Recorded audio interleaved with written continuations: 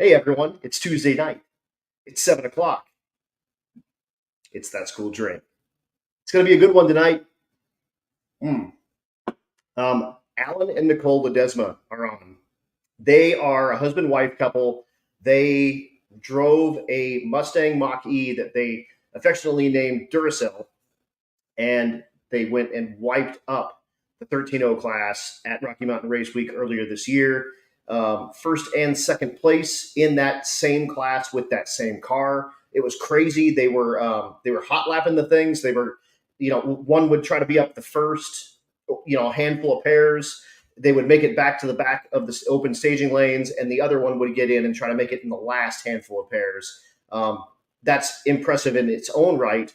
But then you add in that it's a completely electric vehicle. That's totally cool. Like, we're going to talk about that.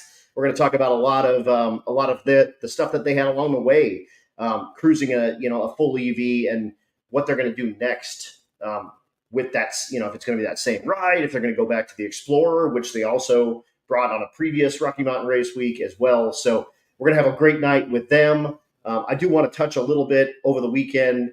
Man, I did the Havlicks Fast and Streetcar Shootout. And it's kind of a reunion deal. And if you guys don't know, in 1992, Hot Rod Magazine came out with the fastest streetcar competition, and Flowmaster ran the event, and it was basically who's got the baddest actual streetcar. They made them drive like 30 miles or something like that. But of that first 30 cars, 15 of them were on the property in Iowa. And it's all Havlik type people. And so it led into a ton of drag and drive stuff. And I got to announce with Al Tucci. And dude, it was awesome. It was such an absolute good time. So, ask questions about that. It was super duper sweet. Coming up next is the Wild West Drag Fest. That's what I'll be on the microphone for. I'm actually going to try this weekend to make it out to Julesburg Drag Strip. And I'm going to be pulling the lever with the Malibu. It's running. It's in the driveway right now. I'm doing a little bit of work to it. A few odds and ends left to do, but that should be printing time slips this weekend. So it is going to be an absolute good time. That said, let's get this party started. I'll do my little countdown, and we will come back with Alan and Nicole.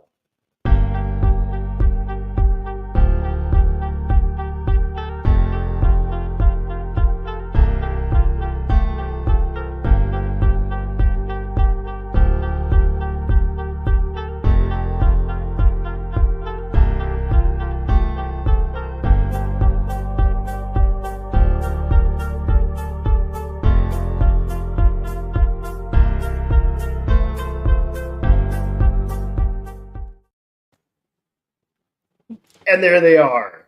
Hello. What's going on, guys? And I had to mention, you guys both have headphones on. You guys are like pros now. You're all ready for your podcast circuit. So I'm happy you're on mine, and I'm super excited to talk to you guys about everything, man. I mean, this is going to be great. So thanks for being on. Yeah, thanks for having us. Yeah, we're excited to be here. Absolutely. And let's just kick it off. First and second place at Rocky Mountain Race Week in the 13-0 category in the same car, husband and wife. And I actually forgot who won.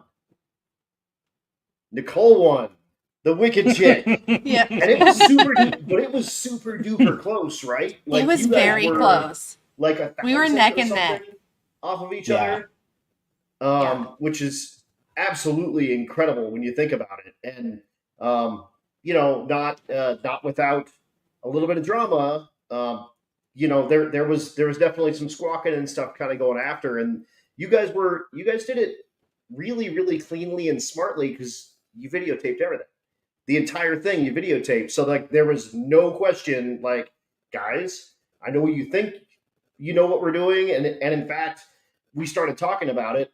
Matt and Chad and I were like, wait, new cars actually can do a speed limiter. And I went out to my truck, and it has an alarm that you can set on it. And we were like, oh shit, I hope they didn't do that. And then you didn't. And it was awesome. We were like, yes. And we did make a new rule about it right away. And it was like, hey, you just can't do this if you have the ability. But But first, dude, kudos on first and second, Nicole especially for Thank you. edging Thank out you. Alan there, and second, like I said, like kudos for videotaping the whole thing because I think you knew there was going to be some squawking because I mean, A, the thing is badass and super duper consistent, and B, you guys figured out how to drive it. So, like I said, kudos to you guys for A, winning, and B, covering your ass. There's a little bit of CYA action in that, and I think it saved your bacon on this, and it really proved that you guys are gangsters, man. Yeah, we had a really good time. I mean, and you're right. I'm in a group that is comprised of EV racers, and I got invited into that group by a fellow local racer that currently races an EV, and he said, "Man, you got to understand going into this that there's going to be a little bit of uncertainty and a little bit of misunderstanding in some instances, but it's just all about education and helping those understand that don't know about them or run them." And so when we went into race week. I knew right away that we'd probably encounter a little bit of that, and I had to kind of prepare myself. And dude, I was so worried at the end of that. It was like things are going good. We had an excellent time. I did not expect it to be that tight, honestly. Right, And right. we get going through it, and it's like we're doing good. We have what's called a Ledesma curse on day one of race week. It seems like in 21, I had my Whipple car, and 2 passes in 21. Is all I got because, with race week, you have to be prepared to hit that number like on the first day, especially in those first few passes. Or else, right. And so I've done a lot of testing in this car, but day one in that car there, we get out there at my home track, SRCA. I've raced that car for like 2 years prior, and I had it, dialed into that 12.0 solid. So I get that first pass. It's like an 11.9 X. I don't remember what the exact number was. Close enough. And then it was like you're there. Right there, and just breathe on it a little, and then we get like a 6-hour gap between the oil downs and what have yous that happen, and it's like I second guessed myself. It's like I messed around with the tune a little, I sat in the pits and did it a little more, and I roll up there and I hit this thing, and somehow it runs like a 14.1, and all of a sudden it's like, that's what you're turning in the 12.0 class. So that ended my race week as the competition side goes, but then you kind of just enjoy the week, right? It's like, that's what I loved about it. And then it was just boom, boom, boom. So fast forward to 23, 22, I did okay, but not the best. I still had a couple ones. If you're not an O something in 12.0, you're just kind of there. Yeah. You're unfortunately by the last day, you're so far out of when you consider the average. And if you're talking about, 1/100th difference between 3 cars, and you're 9 numbers away from that, you're done. Like, right. Sorry. And that's honestly why we came up with the shootout, because it gets so tight that it sucks if one day screws your whole week. So we just reset it, and then you get the bracket race at the end. But anyway. Right. Which I loved when they added that, because I love bracket racing, and I'm so used to a sportsman tree versus a pro. And so when they added that in 22, I think it was, I was like, this is my time. And I'm not the best bracket racer, but I've had a little experience out here, and I think I made it to round 3, and I had some video I put up on my YouTube, I believe, of that, but I just came up against a really good bracket racer. And man, typical race week, camaraderie. We run that pass, and I knew it was just a straight up good run for him. And I backed into the pits, and he come by, and that was awesome. That was close, and that was a great race. And I'm like, I love that. And so that ended that year. And then Nicole did the Ledesma curse in the ST year 1. I think she ran like a 14.1 in the 13.0 class, and then come around with like a 12.7, a 12.9, and a 12.8. And a 12.8. And that was the end of the night. So, so then you're in the same boat, and you're just like, great. Now what do we do? Right. So fast forward to this year. Actually, I had kind of thought about the idea of getting this EV, and I'll kind of lead into that a little bit. But I had the Whipple car, and we've SRCA is in a little bit of a limbo status at the moment. Right. And with our little one, we really didn't have a need for the 2-door per se as much, and without a drag strip, it really just set right where the Mustang here does now, most of the time, in fact, almost all the time. Right. And so I thought about it, and I'm like, man, I really don't know about the new EV thing. And so I was like, but I want to try it, I want to try and see, if I sorry, can. we're drinking in the middle here. It's just that's how we roll. I seen it. Yeah. And so I was like, you know what? I'm just going to give this a shot. I use the 4-door regularly since it's all-wheel drive, so we take our daughter around in it. We do our weekly chores in it. But man, taking it out on the road, is a whole different animal. It's like when you get out there and you start doing fast charging and you start having those adventures, which we can get into, Yeah. and then add in race week to where the uncertainty of where you're going, if you would, except for this year, was a game changer for us, honestly. But so yeah, it was rather interesting leading up to it for sure. And for this year, you guys packed heavy. Like, so you had a trailer. The trailer had a generator in it. You were ready for kind of anything, but it turns out you way overpacked. Like, you didn't need the generator, and the trailer ended up being a big ass sail. Yeah, exactly. And ended up kind of screwing up your range on the road anyway. So, like, is the plan to come back with the EV Sans trailer? I think so. So we've made a couple changes. Duracell is no more. I actually just decided last week to make some changes for a couple reasons. Ford's doing some things with EVs right now that were lucrative to move up to a 24 model year on, as far as just jumping in for around the same as I've got in the Duracell. And 24, Ford has figured out a lot of the thermal management and to where the car runs a lot faster. It's about this one here. I dragged it recently. I just got it like 2 days ago, and it runs about 11.7, 11.8, whereas Duracell ran like a 12.5, 12.6. I was going to say 12. I think I saw 12.5 at one point when it was kind of all out. Yeah, I think at Ennis.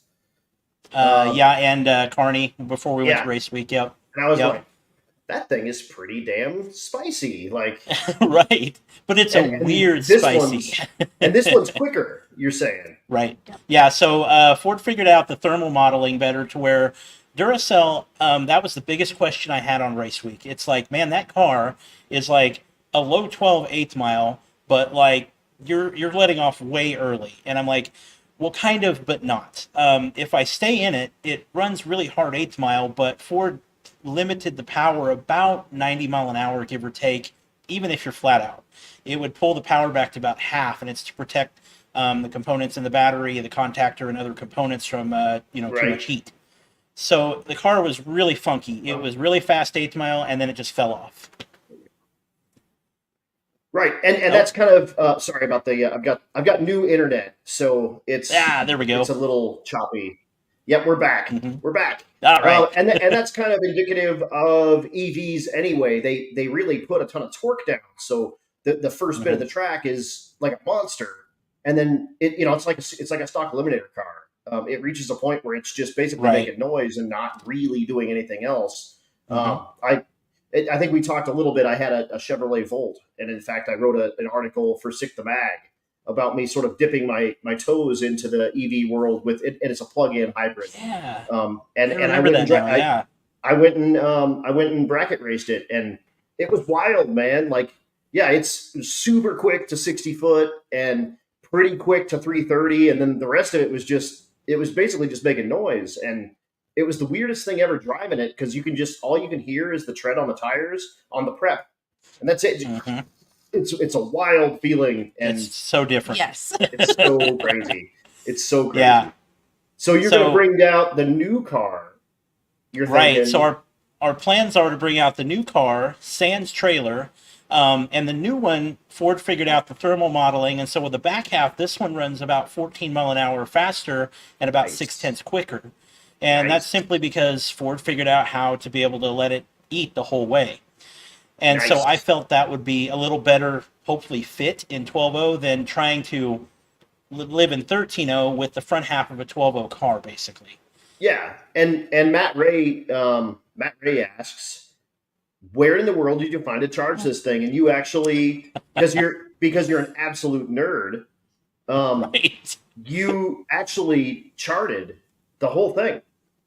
I did. I'll tell you what, going into this, it was tough because leading up to race week, being a veteran and kind of knowing what to expect, the number one problem I had was I knew that we wouldn't get that route until we turned in that time slip. And with an EV and pulling a trailer that reduces my range, kind of knowing your route's a big thing on the road with those, and knowing Right. where those fast chargers are. So I started looking ahead immediately. There's a website called plugshare.com that basically allows us EV drivers to see all of these locations. And Right. I'm like, well, I pulled up Oklahoma, I pulled up Texas, and I kind of plotted the range, like you said, nerding out big time, and plotting the range here, seeing with a trailer. We did a test run to Kearney. I mean, I try and run all the variables out before the race. We went to Kearney with that trailer, as you put up Loaded there. out. That way we could mimic the entire weight and everything we were going to have. Right. And to get right. to we needed to know that range for sure. So on race week, we could kind of get an idea. And I looked at Oklahoma, and the Okies have done just a fantastic job of building out their fast charge network ahead of time versus Kansas. Colorado has a great network. So we really had a charger probably within every, I don't know, 60 miles. But there's more to it than that. Which is nice, because if you've got a couple 100-mile range, you're good. But Right. they don't always work.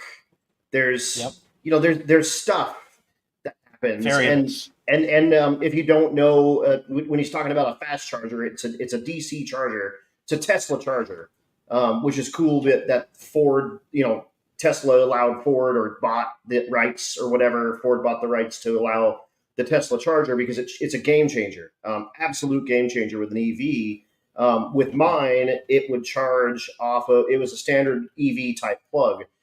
Even with like a nice level 240 volt, like 30 amp charger, it was, 5 hours for that little battery in that thing.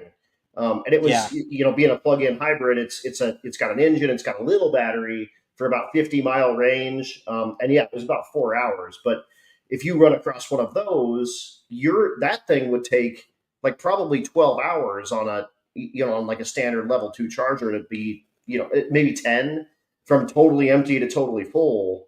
Where the DC fast charger is a DC, it's like 600 amps or something ridiculous. It's like a huge amp load, but it'll charge those things in like 30 minutes. It's not much longer than it would take you to fill the tank in your car. You just let it go, you come out, it's to 80%, that's kind of considered full in the EV world is 80%, and then you can off your, on your way. So in this world, like that charger is everything to you. The other charger is nearly worthless. Like unless it's at your hotel and you're sleeping overnight, you're going to be there for ever and ever and ever and ever and ever, and it's going to screw your entire plan. So for folks that don't know, that's what we're talking about with fast chargers is those Tesla. You've seen them. It's in fact, it's this one in this picture here. That is the supercharger. And that network is expanding like crazy. And again, that is what makes driving an EV a long distance a viable option. Exactly right. Everything there was spot on, man. That's what we went through, with this, and you're right. So this is the facts I love to throw out because it'll make the eyeballs do this on the ones that don't know. So level 2 charging, you're spot on. If we had a problem, and let's use the generator as an example. So if I had to pull that generator out, if we had ran into a portion of this route, which we almost did, that we couldn't get to that fast charger, or they don't always work. It's a very emerging technology, and so if we run into that scenario, we had done test data here at home on how long an hour would get us. So an hour on that huge generator, as far as mobile, it's 13,000 watt. It would get us about 20 miles ish on an hour, staying on the side of the road. Yeah. Right. So that's emergency. That's emergency only. Period. Yes. And the only reason it came along, and I almost axed it at the last minute. I'm like, I was looking at the charging networks on PlugShare. You can see where people have checked into these chargers and, hey, it's working, or maybe it's not. And so I could kind of gauge, because this year was the only year that I know of so far since I've been on, they released those routes ahead of time. So we could go ahead and plan our route, which was awesome. And I'm looking at one charger in Durant, Oklahoma, and it's like not looking good. And that is on the longest stretch of the route that we, like the tippity top of our range. We could do about 140 miles total with that trailer on 100% charge. So it's very interesting to see. And we hit Durant and it didn't work. Right away, I told my co-pilots, everybody, I said, okay, now on EVs, you can do two things. We can load shed, so we kick the air off, run the windows down. Of course, 104 out or so, and we run down to like 50 miles an hour, and we try and make Denison, Texas. I believe it was Denison, Texas, to the Tesla site, which saved our bacon. That's really what did it for that part of the route. I think we pulled Absolutely. in with like 20% left once we got to Denison. It was not much, Yeah, considering we only had a 120-mile range with the generator and everything in that trailer. right. Is that what the range ended up being? Is about 120? Realistically, you're talking. So with the heat, this is where we start talking about the details on an EV. So the battery, the car will do everything it can to always maintain the health of that battery. And once you get the battery above about 100 degrees, the car will then use the air conditioning system through a chiller system to cool the that. coolant going into the battery Right. at the expense of range.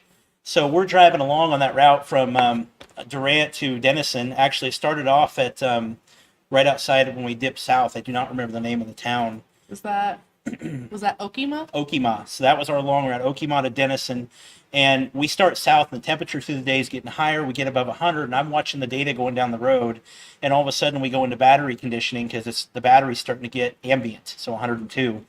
And I'm looking over at the remaining kilowatts in the car, and it's just ticking down, and my range is just going down. And I'm running the range till Denison, and I'm like, guys, it's starting to get close. And there is nothing you can do on the battery conditioning. It is not optional. So Right. I told the crew from the beginning, I said, if we have to pull that generator out, be prepared to go viral because it's what everybody is going to want to see. Right. We'll just Yep. go. Exactly. Just running the generator, charging the truck, car, truck, whatever it is. Right. And yeah, on the side of the road while 300 cars pass you and point out the window and laugh at you for bringing an EV on a drag and drive. So, and again, that, like you said, an hour would have gotten you 20 miles. Mm-hmm. And again, that's like, I mean, you're talking, and that, and that's probably max. That's not 103 degrees either, because it's still going to try to condition the battery. Right. And it'll do that while it's charging too. Like it's going to take that power that you would expect to go to the batteries, and it'll cool the batteries with that same power. Yep. So, that's a thing for sure. Like it was, and that's kind of always the issue with it with an EV is range anxiety. And you guys had it in spades. And you mentioned co-pilots, like you rolled 4 deep plus a trailer plus all the gear. Plus, I mean, you guys did it to it. Yeah, it was intense, man. I ran the weight, and I think it was 7,300 pounds gross combined weight between the trailer. That's on here at the bottom there. On the very bottom there. And then, 18.4 miles per gallon. Again, with a trailer, with 4 people, with 4 people's worth of gear. That's pretty solid. So, 7,200 pounds is like, half-ton pickup kind of territory. Right. And my half-ton pickup loaded up to the gills doesn't get 18 miles a gallon. That's for sure. Right. Yeah, it's extremely efficient to travel as far as on the EV side. The fast charging it's relatively expensive, if you will, but it's still slightly cheaper than an equivalent vehicle. Like, say, I use the Explorer as the example to compare to in our life because that's what we would take if not having this. And it's similar to that when you get out on the road and pay for that fast charging.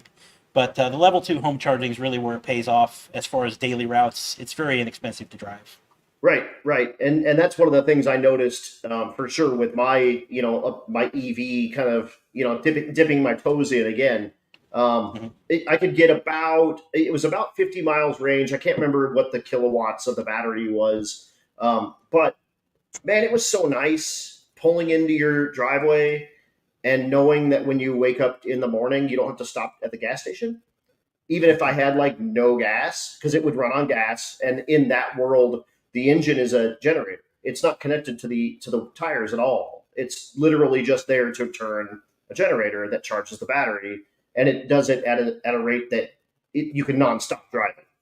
It would charge the battery infinitely at different rates of engine speed. That's the weirdest thing with it is you would be driving, not changing your foot, and the engine would be like full bore revving as high as it could go. And then, you'd be going like 20 miles an hour. And I used to do crap like that in rental cars. Like pull up next to people Right. going like 20 miles an hour with it on, in neutral, like revving to the limiter. Like that's crap I used to do just to screw with people. And now my car does it on purpose. It's a little weird.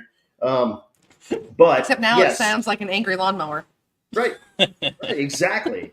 That is cool. Drink. Yeah, so it was interesting for sure. Definitely.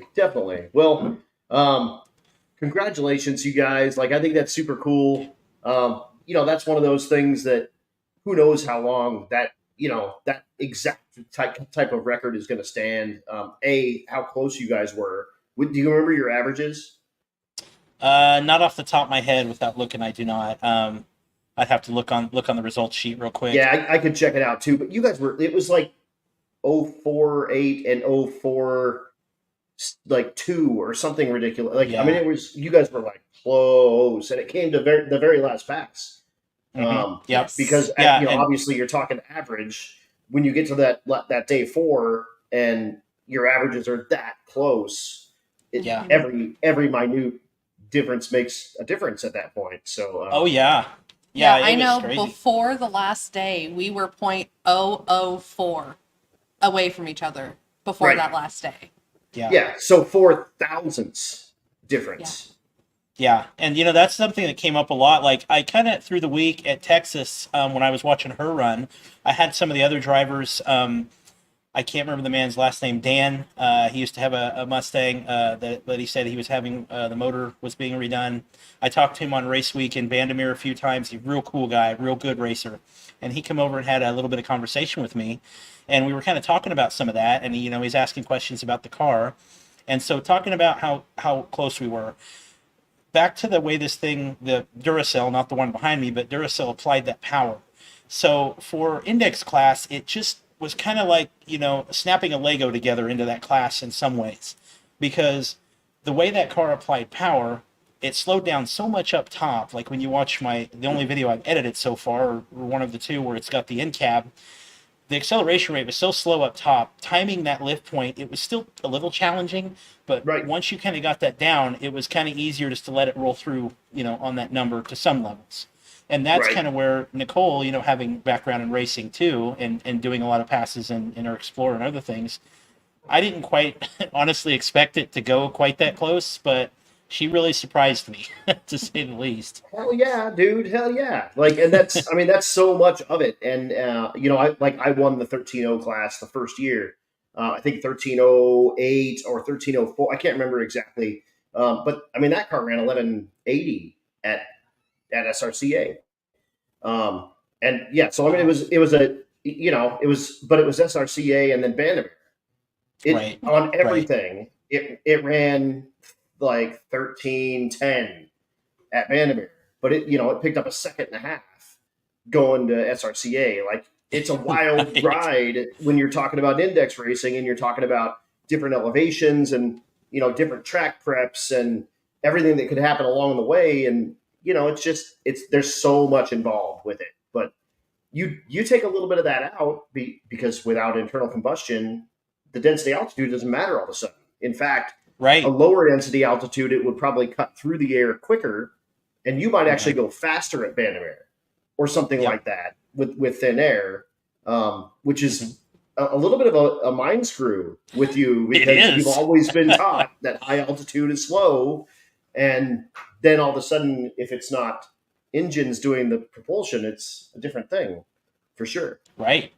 Yeah, it was, and that's one thing maybe in the first time I've ever went anywhere in that car, as far as different locations, it's like I don't know what to expect. Although all those were pretty much the same elevation, and so when we got into it, I was like, well, you're right. You don't have to worry about so much the altitude, but the challenges we ran up against were just like any other racer on some other things. Like, so most good racers, when they're going, when they're in competition and they're doing good, I've watched and raced with a few of them that fuel level is consistent each pass. Mhm. We'll add a gallon after each run. The weight stays the same.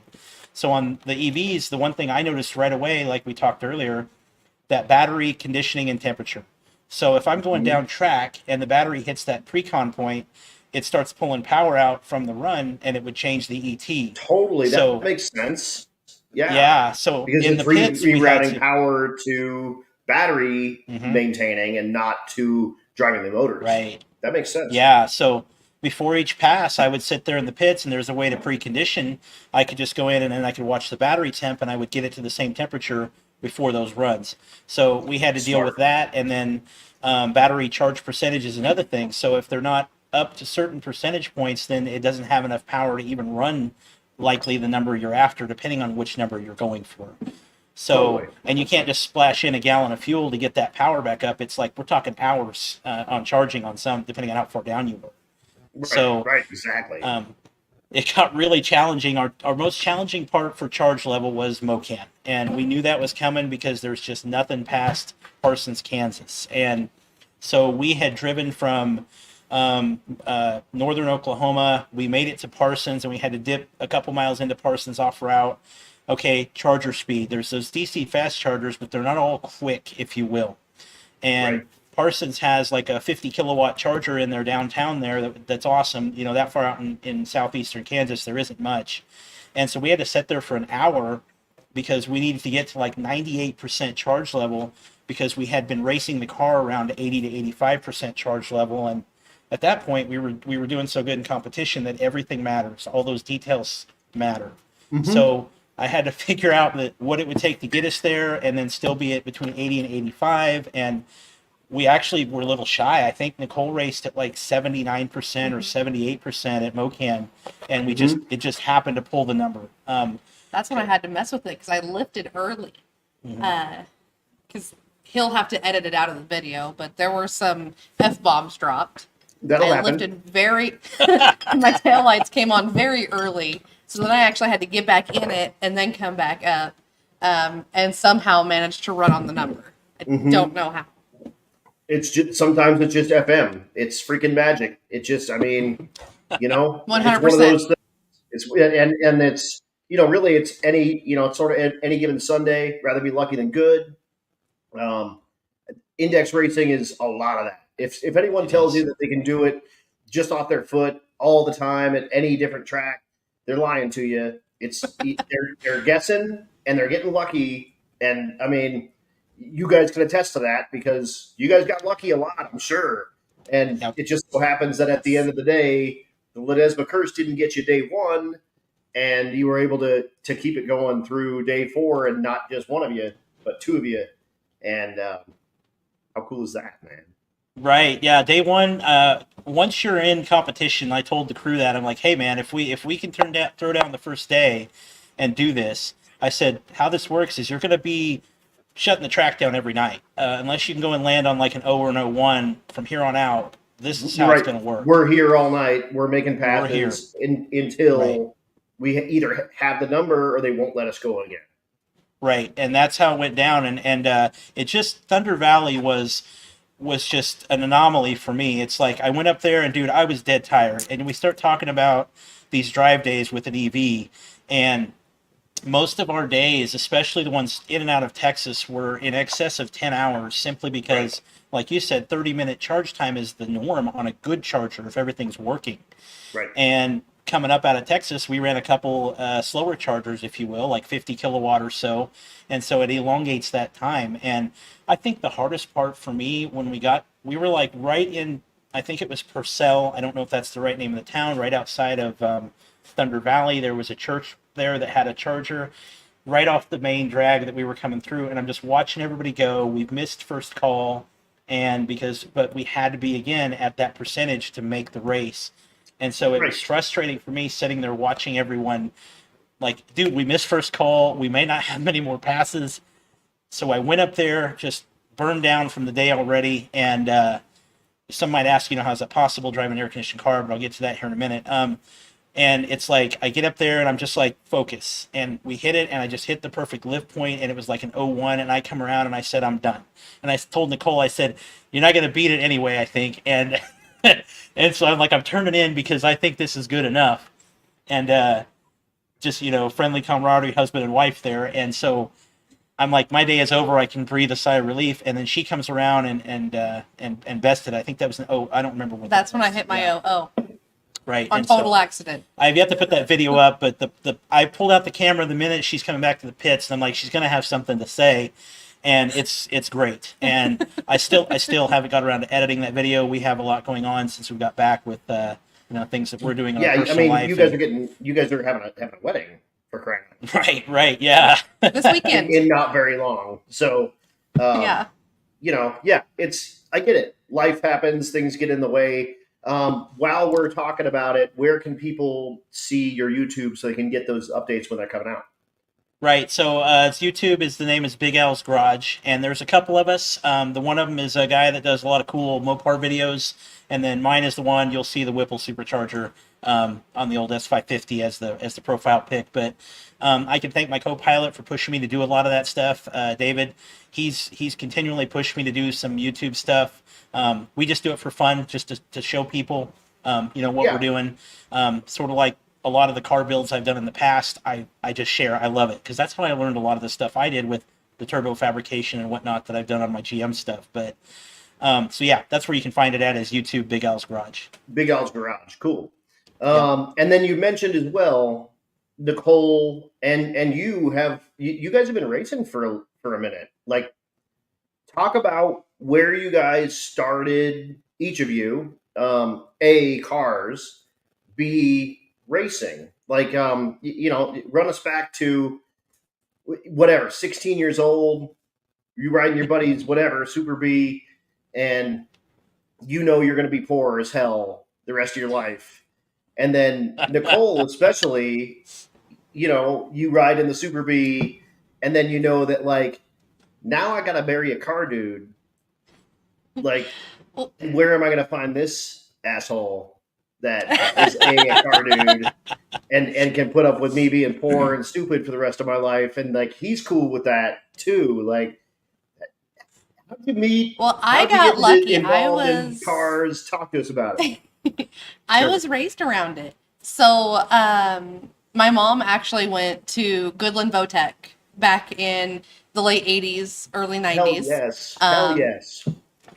Sadly, in central Kansas, especially back then, no one would take a chance on a female mechanic. So she didn't get to go very far, except she met my dad there, who has been a mechanic at Southwest Truck Parts for almost 30 years in Pratt.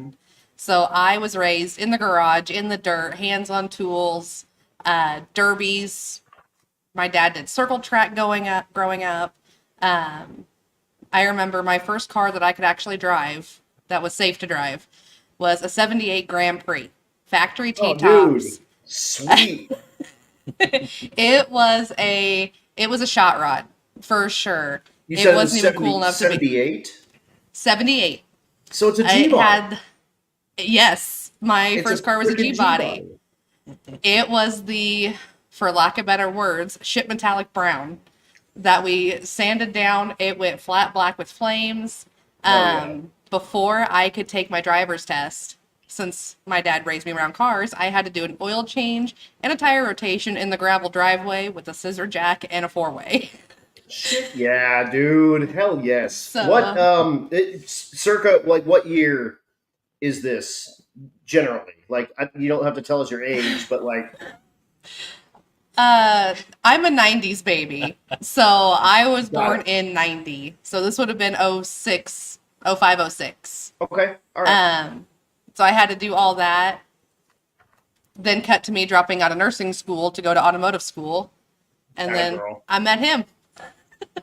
Yeah, Hell yeah. yeah. She started And at. No, Sorry, go ahead, Adam. Nicole, you're legit, like, auto tech. Like, I you follow can your be. mom's footsteps. So I went to the local community college here, Barton Automotive. Used to have a great program. Sadly, they're shut down. Bam. Graduated with my associates from there. I got lucky and the Ford dealership hired me graduation day. Not as a tech, because I was still a little bit of afraid. We were a lot of oil and ag and gas around here, and a lot of the old stereotypes hang around, but they hired me as a service advisor. And I've been there for 12 years now. I'm service advisor, warranty administrator, and I jump in and help the guys whenever needed. A lot of days you'll find me in the lube bay helping out doing oil changes when we're running short. And so the idiot next to you, you met at the dealership. I did, yes. Nice, Yep. Yes. nice, dude. How about Big Al? Right? Because I mean, if you worked in a dealership, right, the pretty girl that's the service advisor is that. I mean, every mechanic's like, yeah. Well, Ironically, he wouldn't So talk to me the first 6 months I worked there.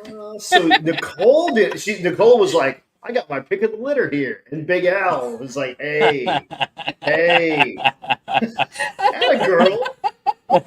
right. Yeah, I don't know, in the service environment, it's like, especially as you're a tech, I've been there 20 years now, and it's like you get into a groove and you got certain advisors, like I'm there to work, I'm there to get stuff done, and we're paid, on a flat rate. And when you're dealing with someone new, it's like you want to help them get into the field and get going, but at the same time, hey, I got to go to my go-to, we just got to get some Right, stuff done.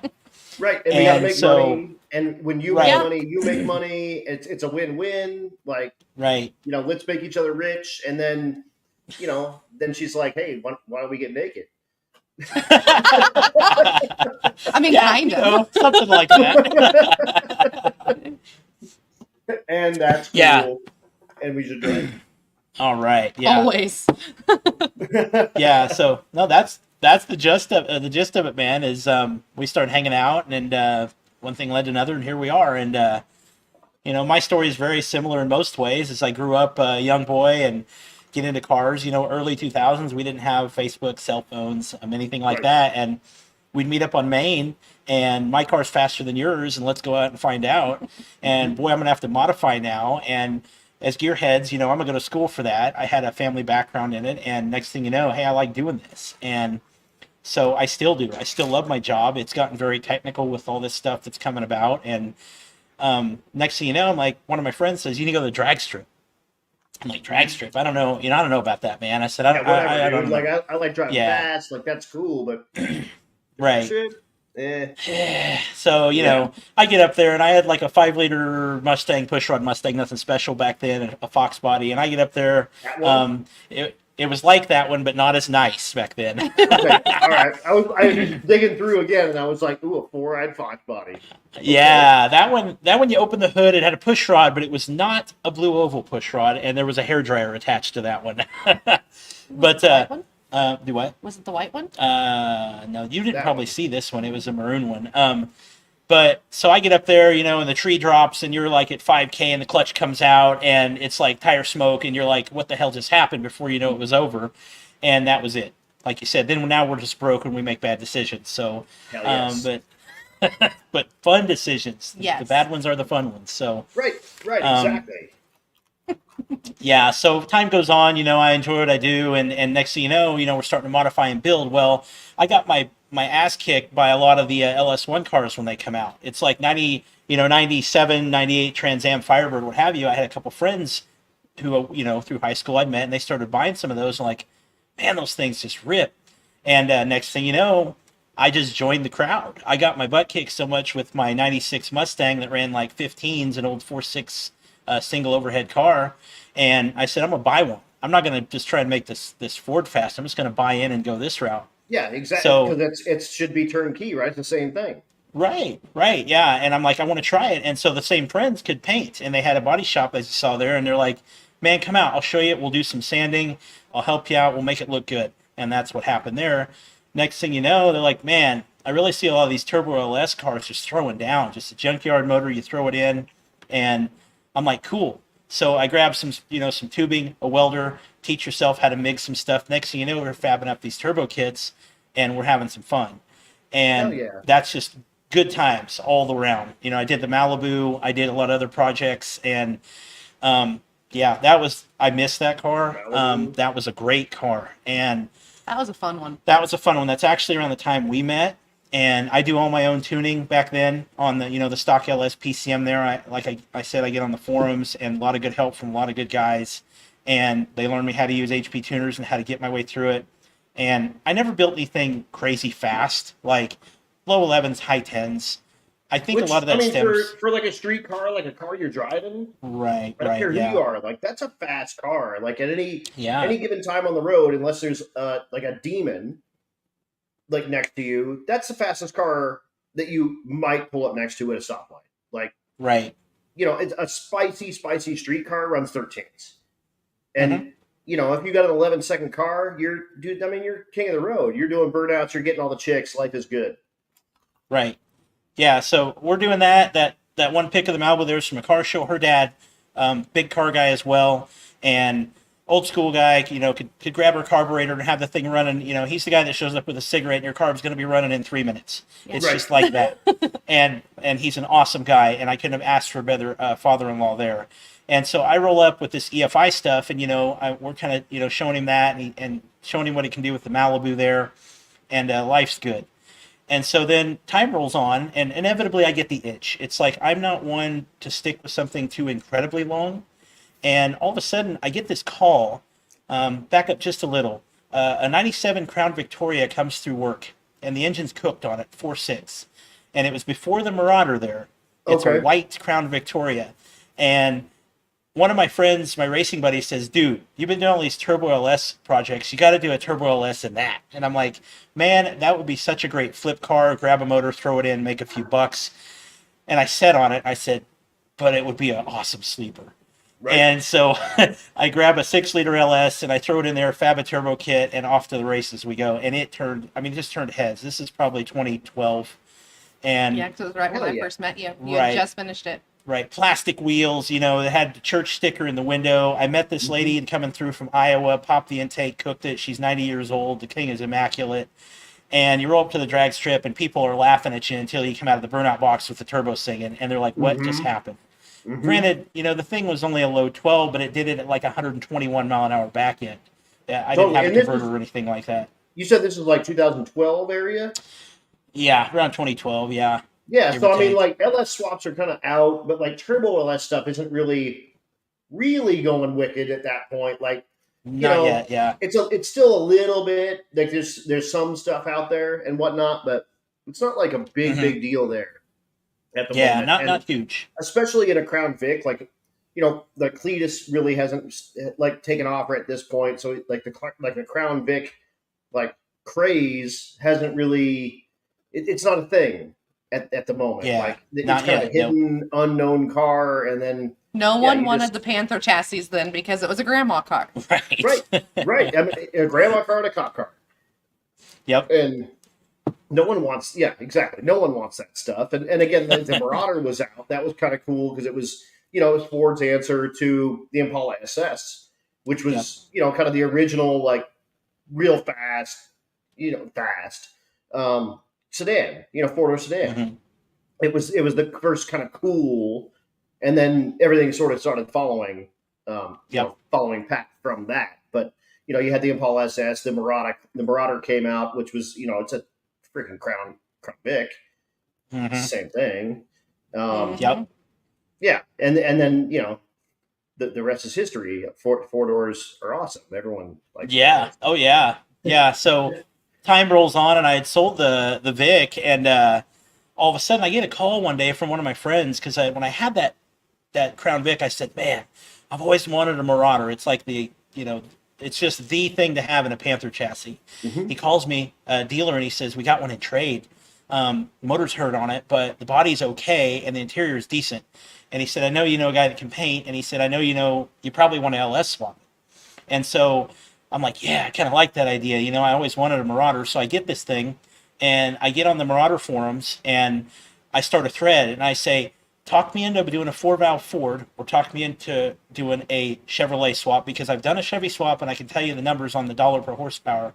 And the 4-valve Ford, tell me how much that'll cost. And they said, there were some, that I swear they were threatening to drive down and find me.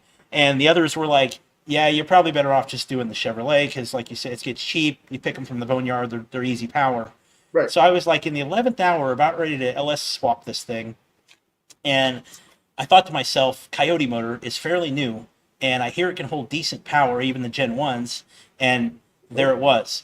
I grabbed it from the boneyard, and I said, I'm doing it. And I was the first one to ever use the stock ECU, and that had the 6-speed automatic transmission behind it as well. The Okay, Ford so the 6R80. six R80, is that what it is? Right, yeah, it was in there, and I did it, and I always make all my swaps to where the factory instrumentation functions, the air Mm-hmm. conditioning if possible, with the exception of the Malibu and the Vic, and it worked. And that thing there actually was featured in an online magazine because it was the first known Coyote swap in a Marauder for sure, and definitely How the first cool. turbo swap. How So cool. I And, actually and ran those it came with a mod motor, right? They would have been a four right. six two valve or three valve motor or something like that. 464 valve like out of the Mach 1's Okay, so Mustang. it was the four valve, the dual cam in the Yep. Marauder. Yeah, yeah. Okay, yeah. So I mean, whatever. That's a pretty, as far as I know, right? Like a semi one-to-one swap to a Right. Yeah, it Coyote. wasn't bad. So I did a lot of the measurements, and so it really didn't take much. Like, because your mod motors all use the same engine mounts for his mounting Hmm. pattern, and I had to use a Moroso oil pan to clear the K member. But beyond that, I had to do some a little bit of trickery to the factory cross member for the 6R80, and then dry shaft shop made me a custom shaft for the dry shaft. And I mean, literally, that's all it was. And Yeah, and like then you're laughing. And I mean, the Coyote's big, but it's not any bigger than a four valve four six. no, So right, it's almost the same. Yeah. I And so, mean, who interesting cares? story. That motor there actually was ran NA before it was turbo, and so it ran with the stock Marauder engine. It ran a 15.2. With the Mhm. Coyote only swap NA, it ran, I believe, a 13.9.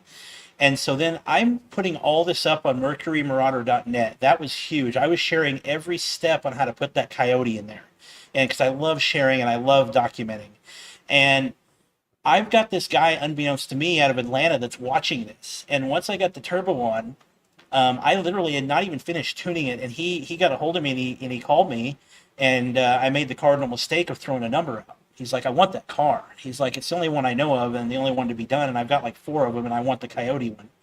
And I throw a number, thinking it's a crazy number, and he Yeah, said, yeah, exactly. "Cool, It's the whatever. Like right? he'll never call me back on this, and he Nah, jumps he'll on never it. do that." He said, "Check will be in the mail. You hold it for a week, and then when you're ready, you call me, and a transport will show up." And that's how it went down. And to this day, it's probably the one that I wish I had still. And because you can't get them in that clean, you can't find them, and I sure as heck probably don't have the time to do the swap again. And I never did get to see what that car would have ran, but this gentleman did, and he ended up he had a really well-known performance shopper in Atlanta pull the motor out, put in some forged components. I think it put down like 900 or 1,000 wheel, and he ran it a few times, and then he just put it away, as far as I know. Real cool guy though, Huh, and I nice. do miss that one. Yeah, that was a beautiful car. Hmm. That is one of my questions. So let's jump into that. If that is the one for you, Al, like let's stick with it. But tell me about the one that got away. What cars you sell that you shouldn't have sold, Oh, yeah, and that let Nicole answer now first while you think about it. But right, yeah. Nicole, what car did you sell that you shouldn't have sold? Oh, good Lord. Well, for me, I think as of right now, it's going to be the Black Beauty behind me. She leaves Friday. The What? Explorer. Yep. What? So, we mentioned we have a wedding coming up this weekend, and we still have a lot we want to do. In fact, I may not be driving next year race week if everything goes good. We're going to try for baby number 2 right after the wedding. Al's So, drinking. and with getting the Mach E, the Explorer just sits in the garage. It doesn't make sense to have that kind of payment just sitting in the garage, going to the grocery store once a week when we can free that up to do a bunch of other things we want to do in the meantime. Totally. So that was your first drag and drive car, was it not? It was. Yep, I Okay. stayed home with our little one when he went on 21 and 22 with the S550. Okay. Got it. And then but your first time competing was it with the Was Explorer? was with the Explorer, yep. Man, all Yep. right. That one I right can see there. that. That's going to be a little bit of drop a little tear action cuz yeah, that's what ruined you on Drag and Drive at least. Oh Um yeah, and I've loved that car since we got it. We've had it for almost 4 years now, and we drove through a freaking ice storm to get it. And those are cool in their own right. Those are the EcoBoost. It's the twin turbo V6, and they're Yeah. pretty quick for. I mean, it's an all wheel drive. I think you ran it well into the 14s, but at altitude, right? With that I thing, was running or in the well into the 13s, 13s. So 13s, right? it had an intercooler E30 tune with an E50 tune if we needed it. But Hmm. I was running 13.0s minus Oh hell my yeah! first day mishap. I Right, think I even had a 1312 at Bandamere. So up at nice. altitude, it was great. It's fun to, drive around and whoop on stock Camaros and Mustangs all day long in the mom wagon with everyone loaded up in it. It's great. Yeah, and if you take the ST off of that and you put regular wheels on it, so you can't see like the race brakes, like the fancy ST brakes, like it's an Explorer. Like you'd almost not Right. know. There's some other fascia stuff and whatnot, but if you don't know, you don't know. Like it just looked like every other mom wagon, and then Most again, people just think it's a cop car. right, Right. right, exactly, and like 13.0, dude, like that Scat Pack kind of world, Yeah. and Mhm. in an SUV, that look at the separation in the front of that thing. Look at it launching. It How had Yeah. some gangster good is that? lift. Yeah, How so gangster it is was that? fun. Like on E50, it would run, it would drag you a 12.0, 12.1 on E50, but I didn't think about, I didn't want to run it that hard up in altitude because they actually have fairly small turbos. And so at altitude, she didn't have quite enough turbo to get to 12.0, so we had to stick to 13.0 on that year. But yeah, it was beautiful. It's great 60 foot. It'll run like a 1.7 flat or 1.75 somewhere in there if you really turn it It's up. And awesome. it's just a great time. And I know she's gonna miss it. I do love that car, but it just doesn't make sense. No, totally. So your one that got away hasn't even gotten away yet. Not yet, but the worst part is my maid of honor is buying it, so I'm going to get to see it frequently. That's good and bad. Like it's kind of cool, Yes. but it's almost like your bridesmaid gets your ex boyfriend kind of, and it's like, damn it, I got to see that asshole every That's a time you good way to put it. come Yeah. by. Like shit, and yeah. Let's jump to Al. Like, is your the one that got away? Is it the Marauder? It's like the side chick that got away. Okay, The Malibu is probably the probably if you had to pick the Marauder and make me pick, it would be that one. I actually have built a lot of projects for other friends over the years, and I recently had a guy I did an LS swap on a Malibu for, just something to make it a cruiser. And I was driving it around doing some tuning on it, and I'm like, man, this is hitting pretty hard right now. right. And Like, and like I was driving mine today, and like there's nothing yep, like the dash of a Malibu, nope. and just the feel like the triangulated four link, but with Hmm. the arms up front without the struts, so it kind of feels like a Fox in the back. And if you've driven a Fox and you've driven a triangulated four link, Chevelle A body or G body, they have a feel to them when they drive, Yep. especially with the coil springs up front. Like there's something about them. I get you. I hear you. Like Yeah. when you're riding in it, and today, like I said, I drove my car for the first time, like I don't know, half a mile without issues today, and like actually got through a few That's good. gears and stuff, and like it got to like 4,500 RPM. Like yes, Yeah, um, here we go. it felt good. I'm with you. So G body Malibu, and, Yes. and that was an LS swap. I saw a few different iterations of it. It had a carb for a Right. moment. So Yeah, Ah, it's got the so carb. LS right, MSD it's box and the carburetor. yeah, so how it started off was the Mustang before, the black one that you'd shown, that was a turbo 5.3 car. I didn't Hmm. give you the picture of that, but I should have. I pulled that out of a field in Sublette, Kansas, that you would not even be able to recognize it when we got it. And I looked at my two friends, I said, that can paint, and I said, what do you think about this? And the one said, it's hammered dog shit. And I did not understand at the time. To him, that meant you shouldn't even get this car. And so I get it. And he's like, dude, and I'm talking hours. And it was a T-top car on top of that. So we did it front to back, fully done up. And it's like, so I get that car, get it running. That car ran really good. And then, I move on later on and end up getting the Malibu. And I missed the turbo because that had a turbo 5.3. And I'm like, but I want a nice heads cam Right. setup. and just sitting there listening to that. I had I don't remember the name of the heads, Airflow Research heads on that one. It was a LQ9 motor and a really good setup carburetor from Siebert Performance Carburetors. And I just loved it. You know, you snap the throttle and it was just sex, the sound. It was so nice, Hell so yeah. smooth, and all of a sudden though, the thing I'm lacking with it is, you know, it's sitting there and it's just chopping up, and I'm like, this is awesome, but it just doesn't have that, you know, that the the sound of my people, if you will, as you start to spool up. Right. And so And Ed Hohenberg says that's a lot of radiator hose. right. So a lot of swaps, I tried to use stuff that were on the parts shelf, like at O'Reilly's. I would just go down there and look at the wall, and that one just so happened to fit. And it was, you know, way a few years ago, and I've since learned a few things from some good racers. And he's right. Yeah, I probably could have shortened that up, but Whatever. Did it work? yeah, Did it move coolant? it worked. It moved coolant. Yeah. Then it did But its job. It's perfect. it did its job, yeah. So I get that thing, and I'm like, I gotta go back to turbo, and so I pulled it out and I put in like a L90. It was a non-DOD square port head motor out of a Okay. work truck, L76, I think, and put an LS3 cam in it, and so it had nice manners, but yet still had a decent amount of cam for boost, if you will, a good profile, and Yeah. went out and just had some fun. And that's about the time I met Nicole. I And know, I helped you tune that one. yeah, You yeah, still had the Vic when I met you. right. A lot of good times with that one out in Kansas back roads, doing, you know, VE table learning and getting everything dialed in, and that's kind of how we hit it off. You know, I'm over here watching this chick punch buttons on this computer. I'm not good at math. And so I need to know how to make a formula to convert something. And we're sitting in here and I'm like, I'm racking my brain. I'm like, I'm about done with this.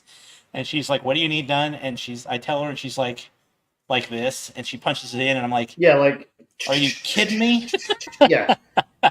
And you've been So, like for weeks and weeks and weeks, like racking your yeah. brain around it, and it's not working right. And she just shows up and goes, and you're Oh, there you like, go. I love you and I hate you all at the same time. Right. She's like, you know, algebra, you know, honey. And I'm like, dude, algebra and me didn't click in high school. I said, I had to Right. take like freshman math my senior year because that's how I roll with the math. And it's like, you know, so Brains over here took care of that one for me, and it was awesome. And so at that point, you're looking at her doing this, and you're like, this girl's awesome. So, Yeah. So like, why don't yeah. we, have some kids and get married? And Right. That's how it goes. Like, yeah. Between doing that and changing the jets out on the carb on the dyno, it Right. was So, pretty awesome. yeah, we went to dyno, and with the carb motor, and I bought a jet kit with me and everything, you know, done it right. And I really love the simplicity of a carb. Some people dog on it. I kind of really enjoyed messing with that. And once we're dialed in, I just loved it. But so we're on the dyno and we need to make some corrections. It's a little lean. And I'm like, I need to throw some, you know, whatever jets in it. She's like, all right, cool. I'll get started on it. She takes them off, starts putting them in. I'm like, okay. I mean, I can live with this. yeah. And I love you more. Perfect. Yeah, right. So good times, and yeah, but that car was definitely one of the others that got away. It had sat in a friend's garage for years. I had stared at it. I love the '70s model color, and I just one day he called me and said, "I think you should own it." And I'm like, "Dude, don't do that to me. Don't even try." And Right. yeah, come pick it up. Here's the number, and I'm like, "Okay, let's do this." And that's how that one ended up in my garage too, and then also got away because, you know, I'm an idiot sometimes, I guess. I mean, I get it. And it's, I mean, you look back at it and you're like, man, I wish I had that. But then you think about when your bank account had $17 in it and you Right. wanted the next thing, and there's I mean, you got to get rid of this thing to get more than $17 because the next thing's not $16. So here Right. we are.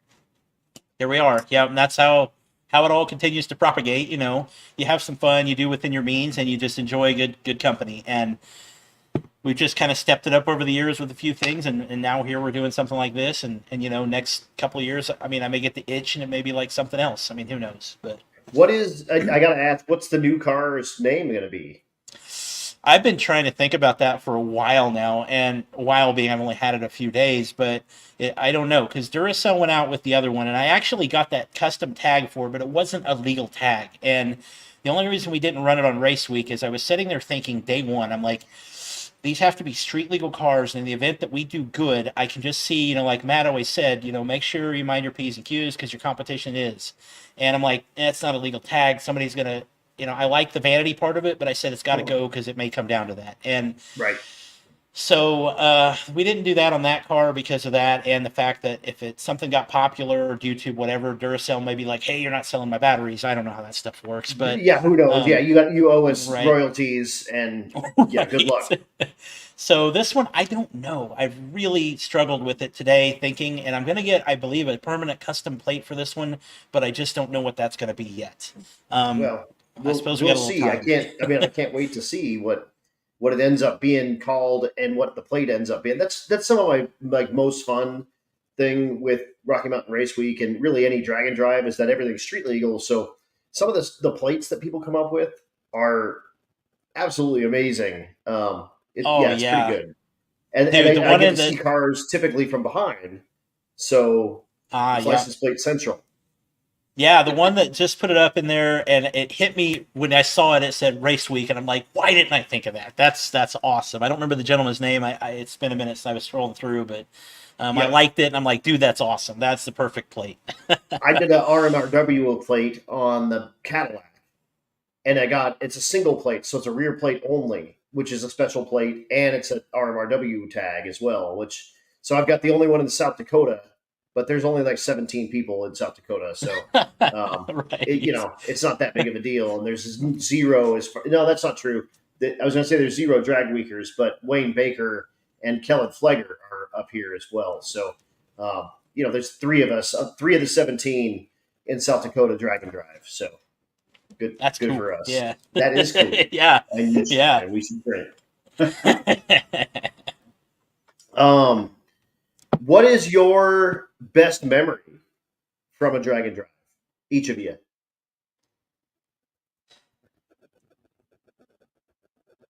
So I think I've got one, and it's actually, I've got a lot of them, but I got one in particular, and it's from this year. Taking a vehicle like this on Race Week is controversial on many levels, probably in my mind initially.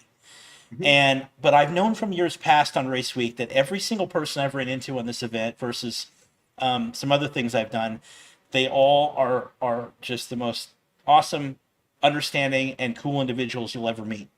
And so my memory from Race Week would be this year when everybody that come by on the event or spectator even, but everybody ran into was so cool and curious and understanding, and just everything about the EV part of it and everything you read about and you hear about the negatives, it just went out the window. And they're like, we're just watching this thing and we're glad you're here and this is awesome. Nobody's ever really done this before. Yeah. And so that's my most favorite thing. I got a little bit of that feeling as well. Like it was controversial a little bit, but like people in my mind and people even in the tower were kind of asking about it. Like they were more intrigued by it than they were turned off by it. Like they weren't upset about it. They were just like, how in the hell are they doing that? Like we're in the middle of absolutely nowhere and they're charging this garbage? Like where and when and how and why? And wait, didn't you guys have like some like crazy long 400-mile, through Dallas? Like, well, yeah, like they did that too with this junk. And again, like full with 4 people, full with all the junk with the trailer.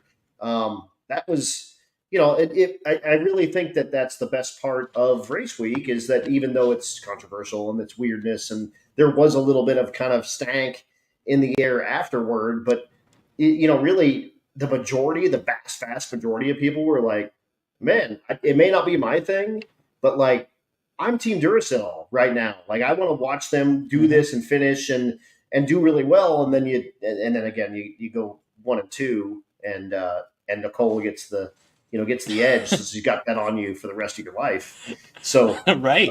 Yeah, no, that hit me, man. It did. It hit me hard. It was good. What about you, Nicole? I would have to say, as much as I loved this year and it was so much fun and there was so much camaraderie, oh gosh, especially behind the Wicked Chicks. Like they were all coming up and we were all enjoying each other's triumphs and sharing in some of the heartbreak, but I think my the best memory I still have is probably my redemption pass from Pueblo last year, where I was so hungover from celebrating the night before, and I actually had to come up into the tower and talk to you because the time slip didn't print, but we had a recording of it, and Alan just happened to message you as I was in the tower, talking to you about how if I didn't run good, I was going to have to buy everyone else drinks that night. And I Yeah. came back with a 1304 in my mom wagon. And the absolute best part about that was Alan had been messaging me, and I kind of message people throughout race week. It's just a thing. But I had never met you. I didn't know that you were in the tower when I was talking about you drinking too much, and you were right there. And I was I like, was right "Oh my there. god, you're Nicole." Well, that's great. Let's talk about you getting totally too fucked up last night to race And I today. did. Like, let's go because you're right here. That was the absolute Yes. best. Because, like I said, like I was messaging with him, and I'm just, I just kind of talk crap for the whole time. That's how I announce. I just, I It's figure great. we're a group of friends, and if we're sitting in a big group of, if we were in a kumbaya circle of 300 people, someone needs to be the guy making fun of everybody around, and that's me Yep. because I have a microphone. So like I may as well. And yes, I'm just up there jabbering about you partying a little bit too much, and bingo, you're there. So I'm going to shove a microphone in your face. Let's talk about you being hungover and racing this car. And Yes. yeah, And going one and done. yeah, exactly. And it did run like somewhere near where you wanted it to, and it was all good. But it was pretty good for both of us at that point. I agree. That was Yes. Yeah. that was a fun one. And We were sitting in the pits listening, and I'm like, "Oh yeah, he got it just in time." And Yep. he starts talking. I'm like, "Oh yeah," because when we went to Bishop's Castle, which I think it was that morning, if I remember right, the Yes. drive, me and my co-pilot Dave. Of course, there's a lot of twisties going up there, and I'm like, I looked at Dave and I said, "Let's see what this ST can handle." And we start running these twisties, and Nicole's like, "You got to pull it over. You got to pull it over," and it was like that. And because she had to fertilize the grass a few times on the way up that'll or happen. down. I mean, you have a handful of drinks and whatever. That's Yeah, it was a good time. part of the deal. I Part of still the deal. blame the strong margaritas and thinner air. I'm not used to it. Yeah. The altitude is a thing. thing. The altitude Yep. is a thing. Like it will jack See, you told up. you. It will. It will. I agree. It is Definitely. absolutely a thing. Yes, I've noticed now I can drink like crazy here, and it's like no big deal. But I go back home and I have like 2 beers, and I'm like, oh yeah, and I got my pants off. It's all good. Yeah, that was a good one. I forgot about that. What is, and I know the answer to this one, I'm sure, for both of you, but what's your favorite track? Ooh, okay. I already know the answer to this. Oh, and there's Holmberg wants to know if you're drinking washer fluid, Nicole. Well, no, it's red, white, and berry. Oh, it's strawberry ice washer Yeah, fluid. smearing off. Yeah. So it's washer fluid with instead of methanol, it has vodka. It's Yeah. I would It's typically fantastic. be a whiskey drinker, but since we have work in the morning, probably not the best idea. I get it. It's Tuesday night. That's part of the deal. Anyway, yeah, favorite racetrack. And I'm talking road course, drag strip, whatever. But like I said, Right. I bet I know yours. So the article you put out recently hit home with me, and you're right. And until Race Week came about, I didn't know how this was either. And so I had a couple friends go on Race Week in 20. They said, you got to do this. Here we are. And when you get out and you broaden your horizons and you go to these other tracks and you see the different personalities, the different places, and the different atmospheres, there's 2. All of them were awesome, first of all. So not discrediting anything I've been on 1.0 so far. Pueblo Motorsports Park and Mocan Dragway. Because Dude. those 2 pits are off the hook. The amount of people and the way it interacts, the crowd is insanely awesome. Every time I love going to Pueblo. That was an awesome place. Totally. And I agree. Like Pueblo and Mocan have the same sort of feel. It's that kind of small grassroots track. But like Mocan had man, there were people that had easy ups, and I thought it was like the track put those up. No, those were people brought their easy ups out, and it was lined the Wow. entire racetrack. Oh, we're back.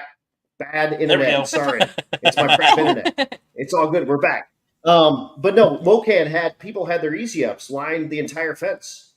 It was crazy, and they were just spectators. They were just out partying and spectating.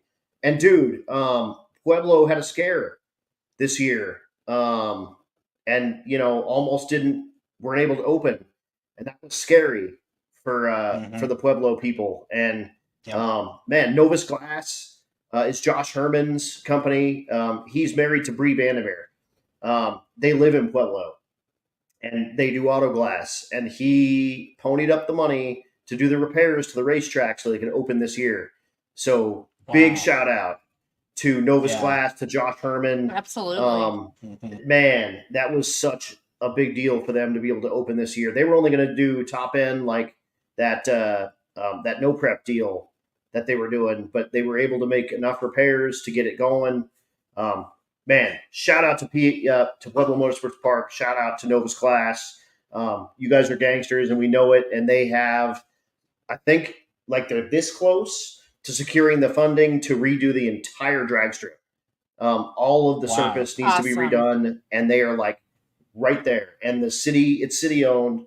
The city has gone out and got bids for it all. So yeah, Pueblo, things are looking up for Pueblo. So That's great. big fan of Yeah. that. And then my first trip to Mocan, man, Craig Blanton, and the folks at Mocan, those dudes lay it down. That track is absolutely awesome. It's super fun. Yeah, little bitty track that is literally it's Missouri-Kansas border. Like if you throw a rock, you can hit Kansas, but it's actually in Missouri. Man, what a absolutely fun time. I agree. Yeah. I love Mocan a ton. Yeah, And that was Pueblo, I mean, great. Yeah, both were awesome. And I tell you what, that's one thing that's hit home with me with everything with SRCA in the last 2 years is ever since I started racing, I mean, literally a mile out of town, I've got a drag strip. I've lived in Great Bend my whole life. And when you lose that, a lot of them had said, you don't understand what you've got until it's gone. And if you're a Right. racer. And yeah, so when Pueblo, I had been following that and seeing what might happen there. And luckily it pulled through. And then, you go out to Mocan and you're like, man, this is awesome. I hope we make a comeback. I do. And, really nothing yet, but I guess we'll see with time. Yep, definitely. Yeah, Nicole? Mocan was awesome to drive at. I've wanted to race on Mocan ever since I drove past it when we went to Branson a few years ago, and Bandamere. I was so excited that I got to race at Bandamere before it shut down. I was so happy. That place, I can only imagine what the feel of that place would be if I were to see it with the stands full. I mean, Dude. it was a commanding presence just with all of us race weekers there. I can only imagine what it would be at a top event with everyone there. Oh, I've got goosebumps right now. Like I actually have goosebumps because there's nothing like it. Like a national event at Vandermeer, unlike anything you've ever seen. Absolutely amazing. So Yeah, I bet so. I agree. John Sonecypher says Mocan equals home. He actually lives closer to Tulsa. He drives, I think, not past Tulsa, but like Tulsa's maybe 20 or 30 minutes and Mocan's a couple hours. He drives to Mocan because that's where he goes. Mm-hmm. Yeah, So that place is awesome. Yeah. I didn't know what to expect there because, I've never been that far out, and I showed up and I'd heard stories. So a little backstory: co-pilot Dave Schrader for me, he's been to Mocan before. He's been on a few funny car teams like Mike Newkirk. Newkirk Racing has a funny car. He's done pit for them for years. Dave's been around a lot more than I have, and he told me, he's like, dude, you're gonna like Mocan. He's like, he told me how the staging worked before we got there, and he's like, trust me, it's a great place. And we show up that day, pull in, and I'm like, this in my mind instantly was like, dude, this is like Pueblo in ways. And I said that hit home because I really did like that place. Yep, and really, other than the weird staging, the staging is a little strange. But when you actually talk to them about why the staging is the way it is, then it makes sense because they've got Yep. lanes that come from one direction, they've got lanes kind of behind, and then a little bit of lanes that come from the other direction. Well, those straight back lanes used to be how they started the old front engine dragsters. They would push start them with trucks on Okay. that lane behind the racetrack. So that you had to have your push trucks back there, and they were in a straight line. You'd start your truck, your car.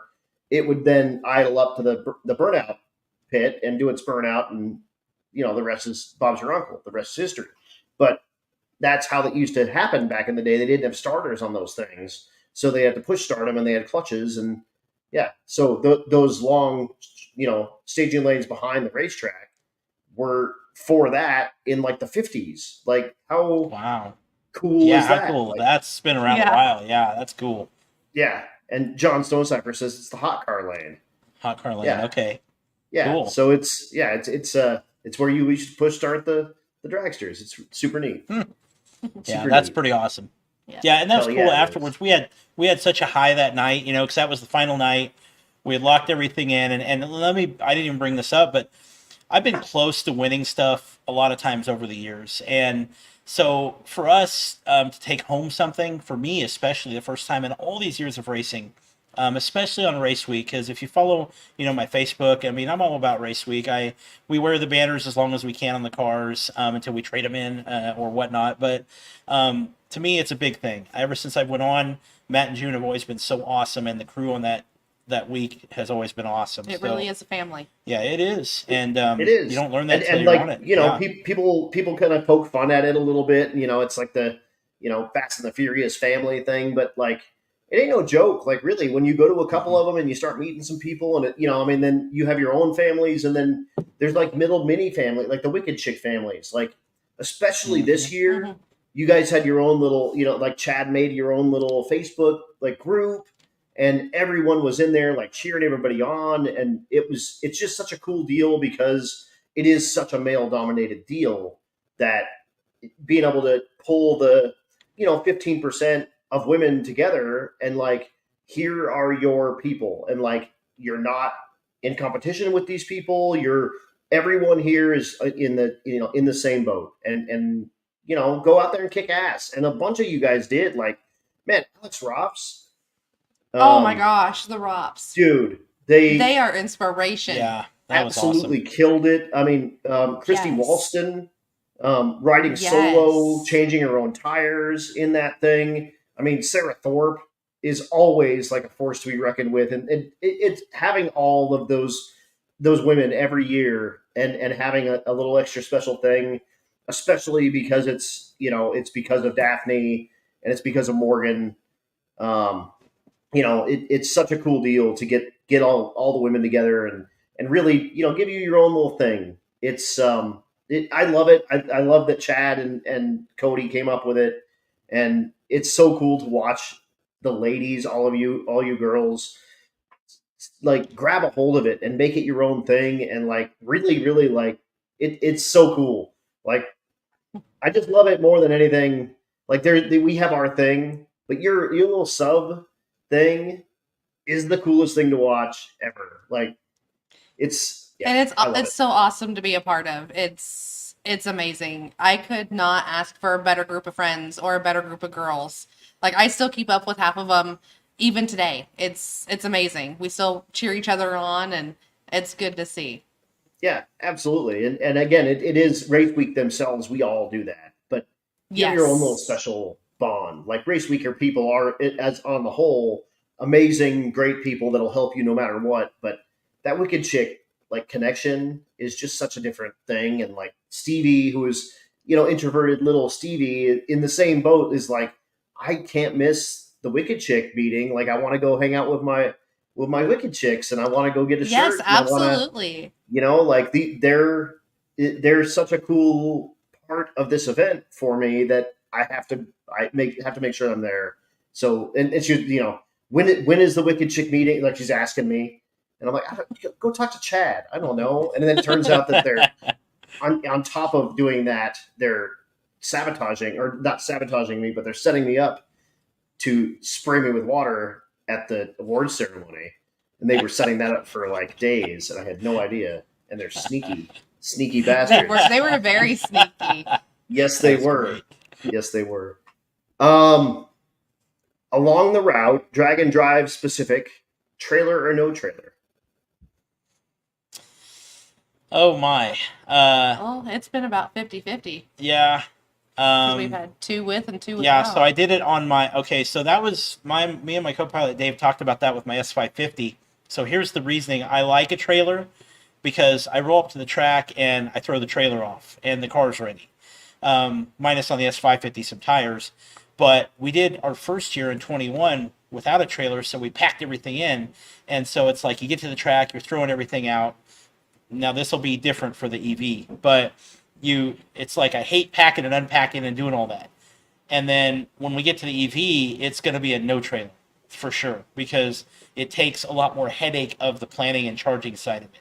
And Nice. that would be so nice. And that will be this next year. We're going to change it up a little, and there will definitely be no trailer in 25 for sure. We're just going Awesome. to run the car as it is and pack it out with everything our easy up and then just throw it out. But Like that. yeah, 4 people, and when you start buying trinkets, when you go to Buc-ee's, which is a great and horrible place all at the same time, Exactly. and that happens. That's where that's from, actually, that picture. But Yeah. Hell yeah. yeah, Yeah. we were loaded up, and ironically, the Mach E isn't even rated to tow in America. It's a European only thing because of there's some regulations, I guess. Ford, the story goes, they couldn't certify them at the road speeds we have, so you're not even supposed to have a trailer hitch on that car. But they make it, and on the warranty side of things, it's if it doesn't damage anything, you're fine. So I was like, we're going to run it. Yeah, because that's how you do. Just a little side question: when you do next year, are you planning on doing it 4 deep again? I think at this time we're still kind of figuring that out, but I think what we're going to do is probably split it up a little. And I've kind of had light conversations about this so far, but we haven't committed. But we're thinking maybe split it up into a couple vehicles. Okay. That way we can maybe let the co-pilots enjoy some road week / amenities on what they want to do. Because if we're doing good competition, the other side of it is we're going to be living at the strip too. And well, this year, one of them, Tulsa was really hot, and boy, what a story there. And so we waited, until it was first run for us, and Nicole's co-pilot actually, they made first call. We'd been sitting there most of the day preparing. It's hot, and we look over and they say, "Hey, we got to go up." And she's sitting there in the chair, and my co-pilot, who is her boyfriend, I said, "Hey, you guys come on up. If you want to sit back here and chill out, it's cool." And I didn't even think nothing of it. Got in the car and went up the staging lanes. Little did I know it, she was in the chair there, having almost a heat stroke. And Right. so, yeah, we get up to the line, and I get a message. He's like, she's down. I said, get her to Matt's trailer, now, do whatever you need to do. And Right. luckily, somebody, Michael Narks, was coming by in a golf cart, and the Boltmans and Tway Houses were by our pit, and they had come over, assessed the situation, and flagged down Mike and said, hey, we got to get her up there. And so that all worked out. She got in there, got cooled down. They didn't have to take her in, and we were able to keep moving. But Good. so yeah, it was a scary situation. You don't really realize that's creeping up until it's too late. That was what I learned Right. from that. And so for me, I felt bad about that because I felt like maybe I should have been watching that a little closer for a lot of us. But but it all worked out, thankfully. Totally. And if they had their own ride, they could go to the hotel and whatever. And again, if you're in competition and you're doing well, dude, we're here for the duration. Yeah. So being able to give them their own kind of freedom, hey, go do your thing, have fun, makes a lot of sense for sure. Plus, then you guys could canoodle a little bit as you drive. Right. There's nothing wrong Right. with But that. I tell you what, the reason I like rolling 4 deep is the other side of it is the camaraderie. It's like, I can't tell you the amount of crazy conversations when you're stuck in the car with someone for that long, 4 people. And so I don't know. I haven't committed to anything yet. Or I you've don't. got 4 sets of eyes on the road going through Dallas traffic. Okay, so that was where That it really helps. was nice. Yep, At that 5 o'clock. helps. Yeah, I've went through a lot of big city stuff before. Like we went out to the West Coast, San Francisco, Los Angeles, what have you, and that was intense. I don't think I could. I had to just be focusing on driving and have someone calling the shots, and then 2 of them cross-checking each other really helped. Because yeah, oh yeah, it was pretty crazy, for a small town guy for sure. Yeah, I was I going don't to say know how the guys who are someone from running Great solo Bend- did that. Yeah, Yeah, it was. I mean, I'm used to driving in kind of Denver traffic, and I've since moved to Rapid City, and it's a whole different world. But I was driving in that Dallas traffic, and I was doing pretty good right up until the end, and I was like, getting a little bit of like a panic attack action going, and like Right. this sucks, man. Like this is really not Mhm. that much fun, and Yeah. we realized that the Dallas, like the vehicle of choice over there, is a 3/4 modded 350Z with either the front or the back bumper on it, but not both. And dents all over, all over the thing. Yeah. Oh man, there were so many Yeah, vehicles that came close to rubbing us, and I was like, they're getting too close, they're getting too close, they're getting too Yeah, close. pretty crazy. And that's just how they roll down there. It's like, oops, oh well. You want right. to get to pull over and do Yeah, something about it. We're just going to if keep they going. bounce off of each other, no big deal because they all drive junk. Um, Hmm. as evidenced by the 350Z with the front or rear bumper, Not but both. not both. Yeah. Right, right. And yeah, Yeah. whatever. And So, they're not like stock bumpers either. They're like the aftermarket ones. So they've already crashed the stock one, and now they've got the Fast and the Furious aftermarket one, but they're too poor to buy both. So they either buy one or they buy both and they sell one. So the one that goes by with the rear is the rear off the kit that the one on the front from 2 miles right. ago has. They're buddies, and they share their 350Z kits. I'm convinced of it. Absolutely convinced of it. It makes sense. Yeah. Very Um, intense. yeah, that driving down, and like you said, 4D makes sense because you got people just watching all, and you Mhm. got someone making sure you're on the route, and yeah, that's solid. There's nothing wrong with that. Yeah, Stevie says no one is even honking because it's normal for everyone there to drive like garbage. They Yeah, don't even it's true. honk at each other. Like they're No. totally like running into each other, and no one's even. It's just normal. Yeah. Like no big Like, It's deal. just ah, my normal. bad. Yeah, Yeah. just Several times I was like, bumper yeah, cars. this guy's like an inch off my bumper, and I'm like, I'm just, you just got to keep up and try and just deal with it. It is what it is. But, I um, did honk. I honked my ass off on some guy, and I was like, I'm gonna pull up next to him, and he's gonna be so mad, totally oblivious that I was even honking at him. He was just, it was wild, and I was sure we were gonna have like words and flipping him off, and like I mean, nearly took the whole front of the Cadillac off, and man, or the Volkswagen. I mean, what Stevie's car on this last one, and not good, not good. yeah. So I saw Um, that there's going to be possibly another EV in 2.0, it looks like. And I had a question that I thought was really cool. I talked to a gentleman about the EV stuff, real cool guy, while we're on 1.0 this year. And AV class. I feel that I'm hoping that as Race Week rolls on and they see, how well this was accepted for us. I think it'd be awesome if there was. I tell Nicole this daily. If there was like 5, 6, 7 of them, dude, that'd be awesome. If they had like a separate thing for like Teslas or whatnot, dude, I'd roll with that all day. Yeah, I that think was a that'd be cool thing. too. Uncle Chet was the first to really try. He had a Tesla Plaid, and I mean, he race carted out. It was gutted. It had Lexan windows. He towed a big diesel generator with it, and he didn't finish. And Mhm. eventually ended up crashing that car. And he had a YouTube video up with it Yeah. that nearly killed him, and whatever. It was a whole big thing. But back when he was really big in it, he was really pushing for an EV class, and he said he had sponsors and all sorts of like a whole big thing. And then he's kind of taken his own whatever, his world to whatever he's doing, but it just hasn't been a thing that's been prevalent. And I mean, it's like anything. If if the need is there and the people want to do it, and there's a sponsor to cover it, like typically Matt's pretty open to looking at that, and that could be a thing, and it could be who knows, the quickest or the most the average or however it works. But that's one of the nice things with Race Week is that you can go talk to the guy that makes the rules, and like actually, like his name is Matt.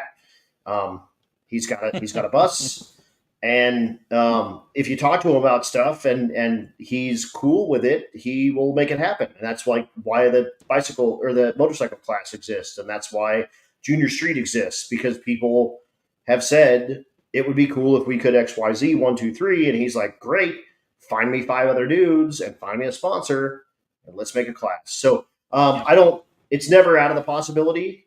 Out of the range of possibility. At the moment, they're great. You guys can run in any class, like whatever you fit, bring it, and let's have fun. And if it gets to be where there's a half a dozen of them or a dozen of them or whatever, and you want to do something cool, let's look at it. Like, why not? So as of right now, you're like the second EV to complete to compete in a Rocky Mountain Race Week and the first to complete one. Another Tesla did Drag Week and completed it. And I don't know how well they did. They don't have any index classes and any of that. It's all heads up stuff. So I think it was probably, way, and who knows what class it even fitted in. I don't know where they even put it in that scenario without index classes. I think it was maybe just in their daily driver class or whatever. But right now, I think you're the second EV ever to complete a drag and drive. And the first to win its class, and the first to get first and second, and the first to get first and second with a husband-wife team. Wow. So you're at the, you're sort of at the tip of the spear with this world. So Ed Hohenberg said it was in Daily Driver and sandbagging to go 10 flat, and it was a plaid.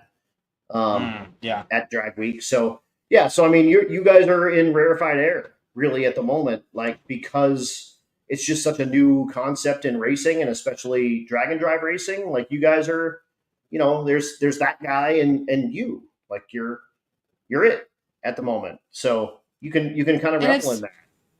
It is, and it's really awesome that we can, bring awareness to it, because there's, on one side, there's still a lot of negativity for people who don't know. But then you get in, the drag and drive communities, and there's people who are genuinely curious. Yeah. And it's like, it's just a different type of fuel. It's no different than when people have to break route to find E or to find methanol. It's another type of fuel. Pretty much every piece of technology that's in this car, minus having an ICE engine, is on every vehicle that's been made in the last 20 years. Right. And I think it's a lot of it. A lot of it really is ignorance, and I don't mean stupidity. Like, there's a big difference between, you only know what you're told, and if you're only told misinformation, and like, it would be cool if you had a loaner that you could just, dude, go run this.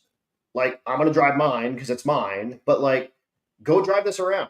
It's a car, dude. It acts the same. You push the gas and it goes, and it just doesn't make sound. Mm-hmm.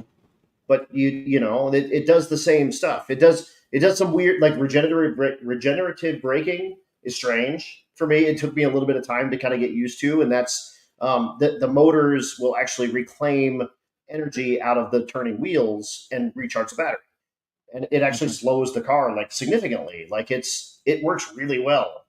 And then on top of that, even if, like, on the Volt, the friction brake, like the brake pedal, that it does have a normal hydraulic system that pushes calipers. It's the normal deal, but the first third of the pedal would additionally regenerative brake over what it would just do while you were, like, just coasting.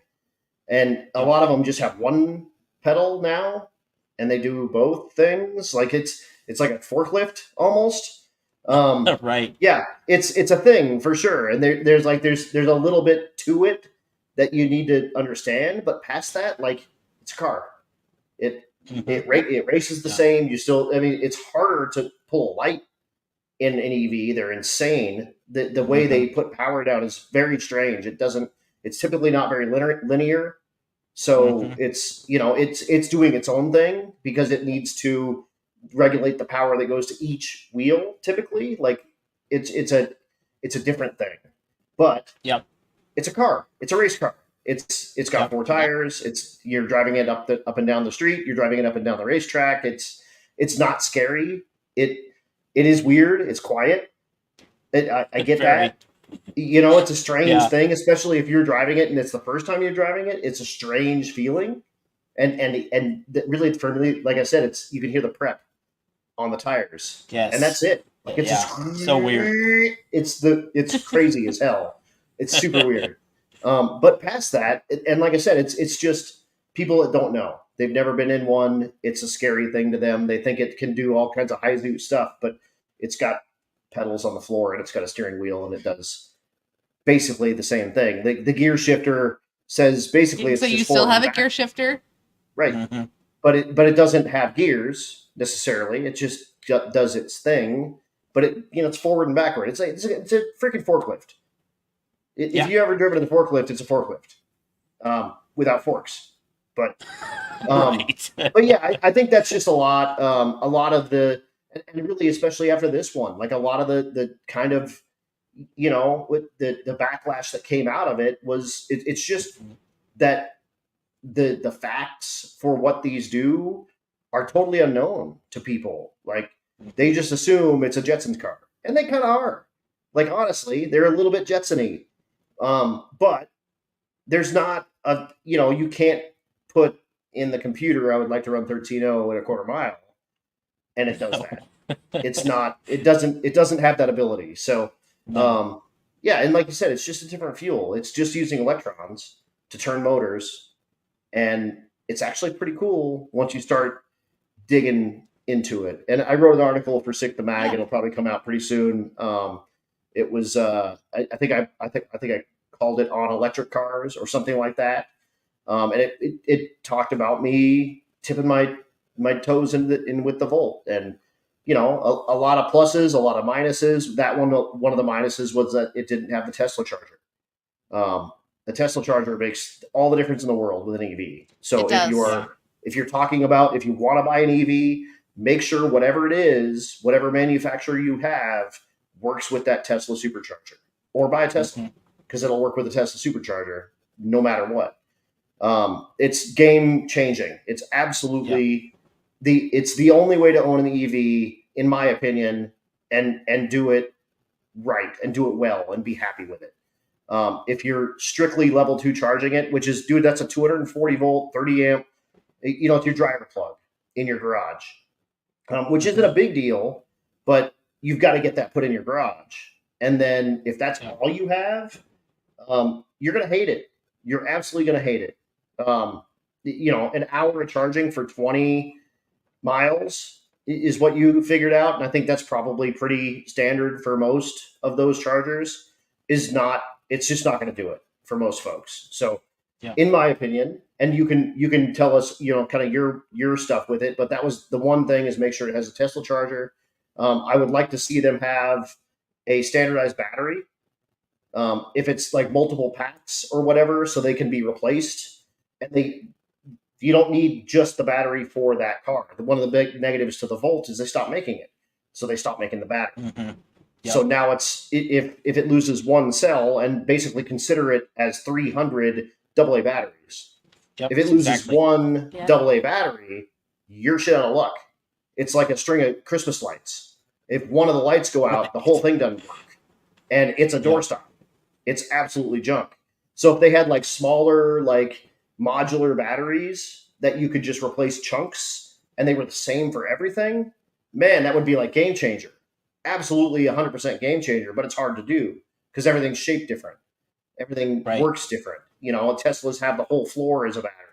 The Volt had 3 like battery packs, but they didn't work with anything else. So there's pluses and minuses in my opinion. But like, what are your thoughts of like the future of the electric vehicle and where it's going? And if someone's looking to buy one, what's your advice?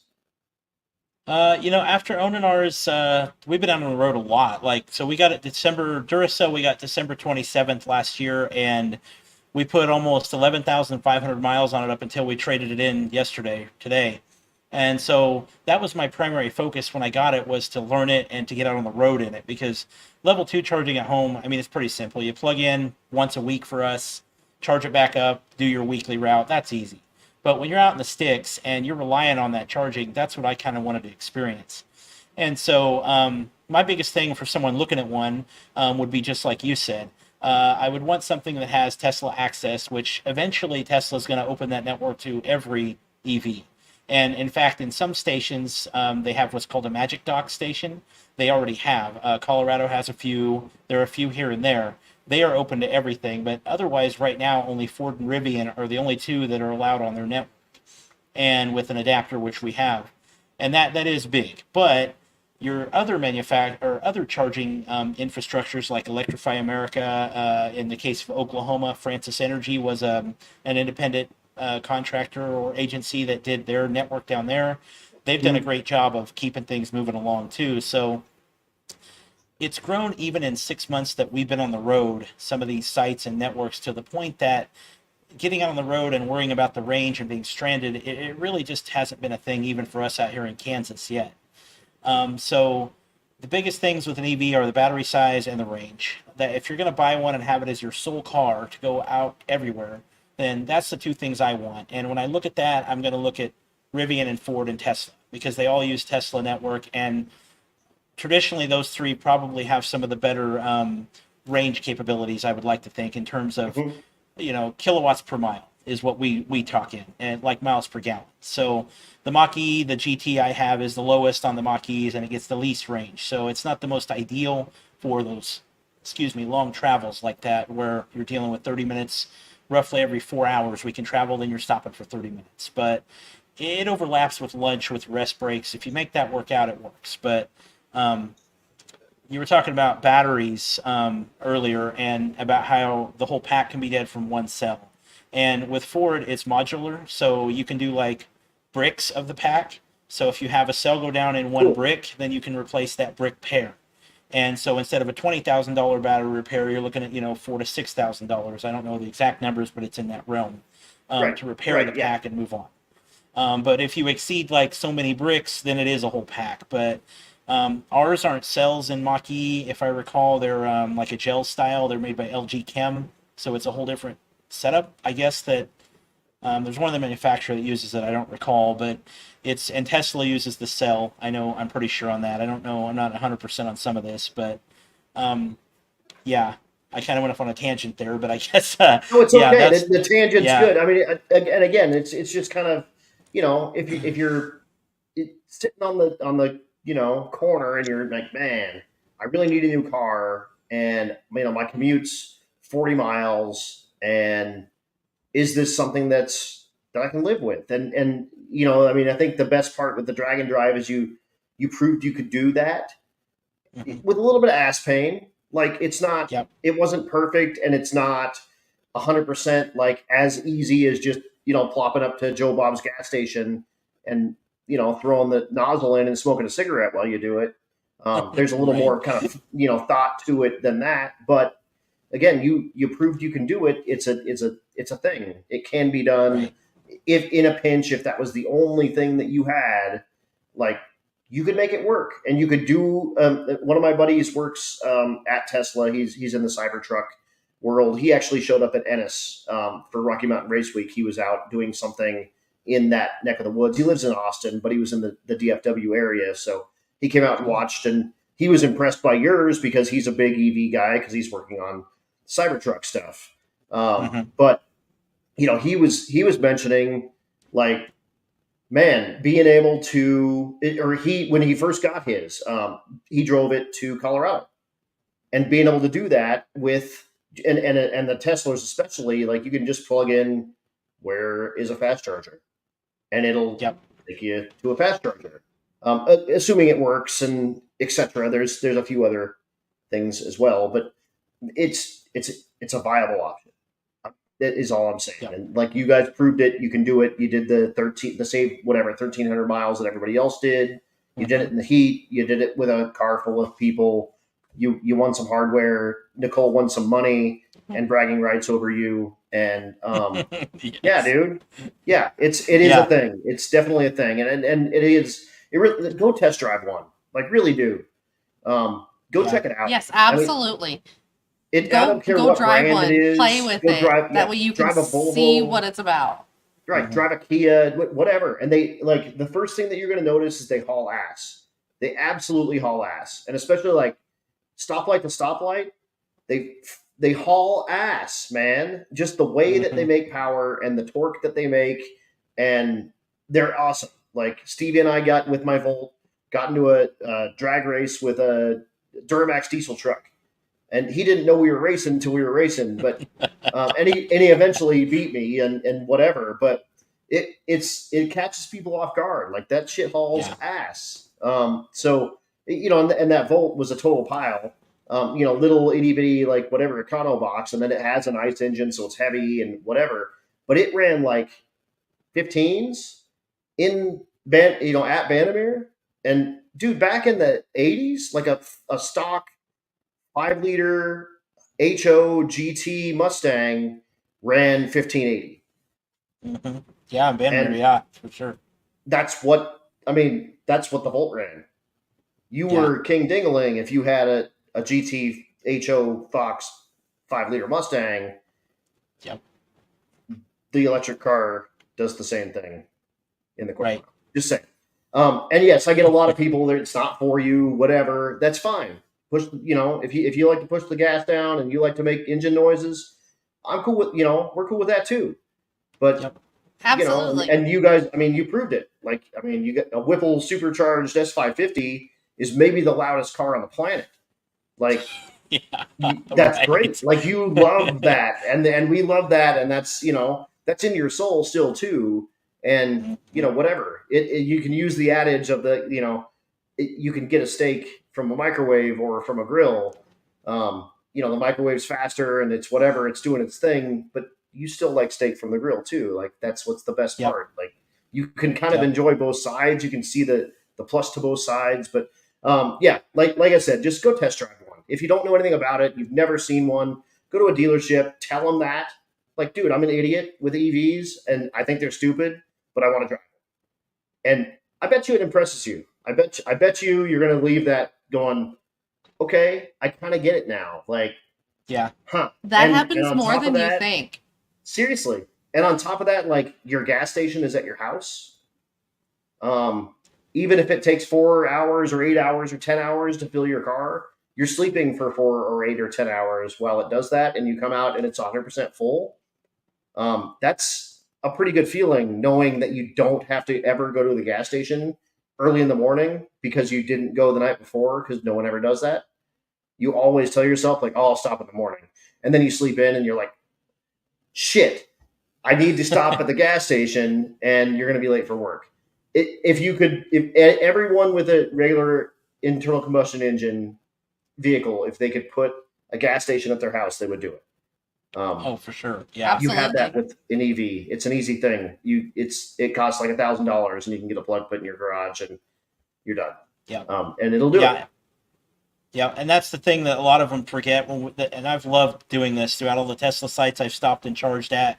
I get a lot of questions from Tesla owners about it, and that's the side of life I like. Is all of us EV drivers are also gas drivers, so that's where we started, and so Right. you see both sides. But the one thing that does suck, and I actually had a family emergency, and this is a good real world scenario, and if you can't just add 5 gallons of gas to this thing and get however far down the road. And Right. I had that happen. I actually had a family emergency, and I typically run the car to where I do one charge a week. So that's not how Ford Motor Company says you should do it. They say, click in every night, make sure it's up. It's not a big deal. And you always have the range. But I like to just run it, like 20, 30%, charge it up. Well, this happened during that particular portion of my charge cycle, and all of a sudden it's like I don't quite got enough range to get to where I need to go for this. 2 or 3 hours away, and you're in a scenario. So there are use cases with the current technology to where it just quite isn't for everyone, if you will. But most people also have, another vehicle to rely on in that scenario, like we did, a spouse's vehicle, what have you. But I feel that the way things are advancing, the next round of technology to where the charging, even on this 24, if I had taken this on race week, it's already improved 10 minutes, 10 to 80% on the charge time, which actually is pretty Wow. huge. Yeah, when you're Just talking on 30 minutes, and if you can knock 10 of right, that out, right. you're talking 30% better. That's awesome.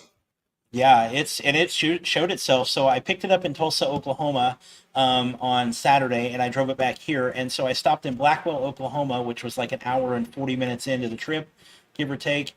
and it was an 18-minute charge time I needed to get home, and 10 of that was just going in, doing, a restroom break, grabbing a drink, coming back out. The other 8 I sat there, but that's all it took, from Tulsa to Great Bend if I would have ran it through, like that. So that's Yeah. the improvements are getting there. Maybe another 2 or 3 years it'll become more of a mass market thing if they get the pricing pushed down too. But The other thing yeah, to consider as well is a plug-in hybrid. That's what I had with that Volt. right, It's got an engine that runs a generator.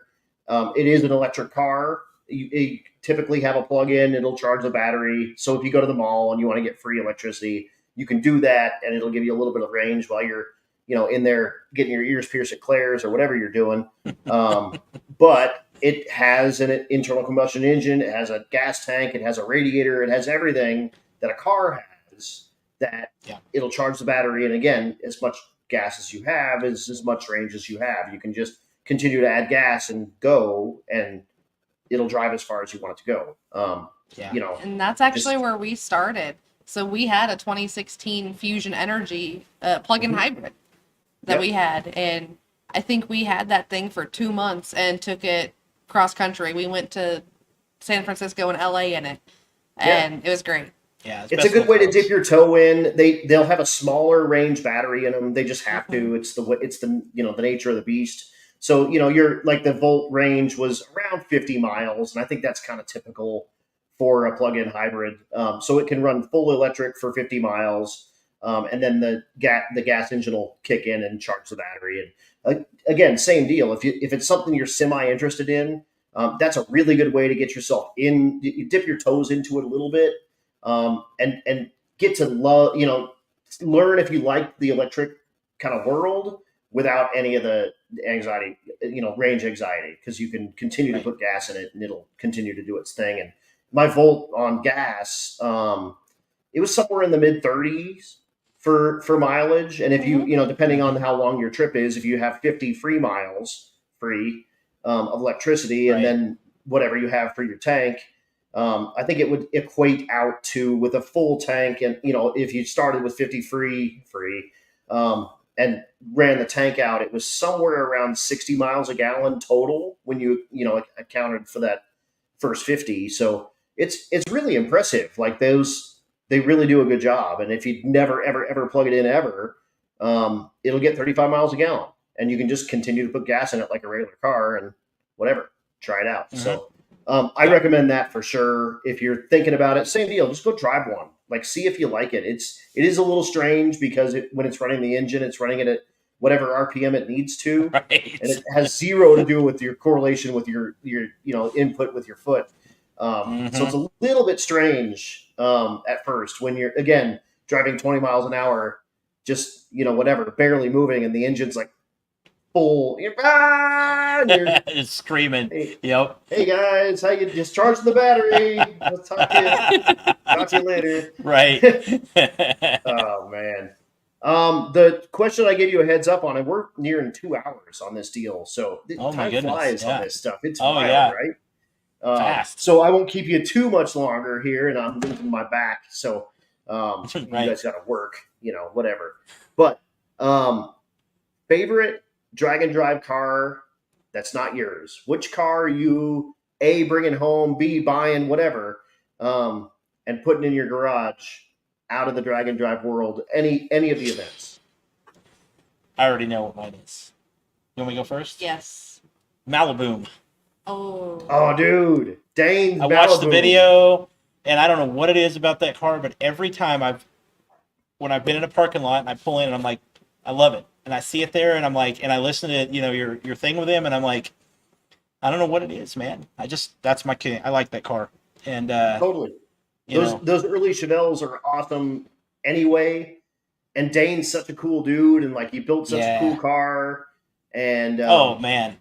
Yeah, I like it. You hear him talk about like it, and he's like, I pulled the crank out, it's just thrown together, and we're just tearing it up, and I'm like, that's cool. That's where, like, I started some of this stuff. It's cool. Hell yeah, the Malibu. So I like it. last year there was one, and I believe he ran in the gasser class. It was the Gold Digger, and the paint job on that car was so beautiful. Oh my gosh. Yep, Dan Larson is his name. And yes, that car is absolutely awesome. It's got a Chrysler wedge motor in it. Mm-hmm.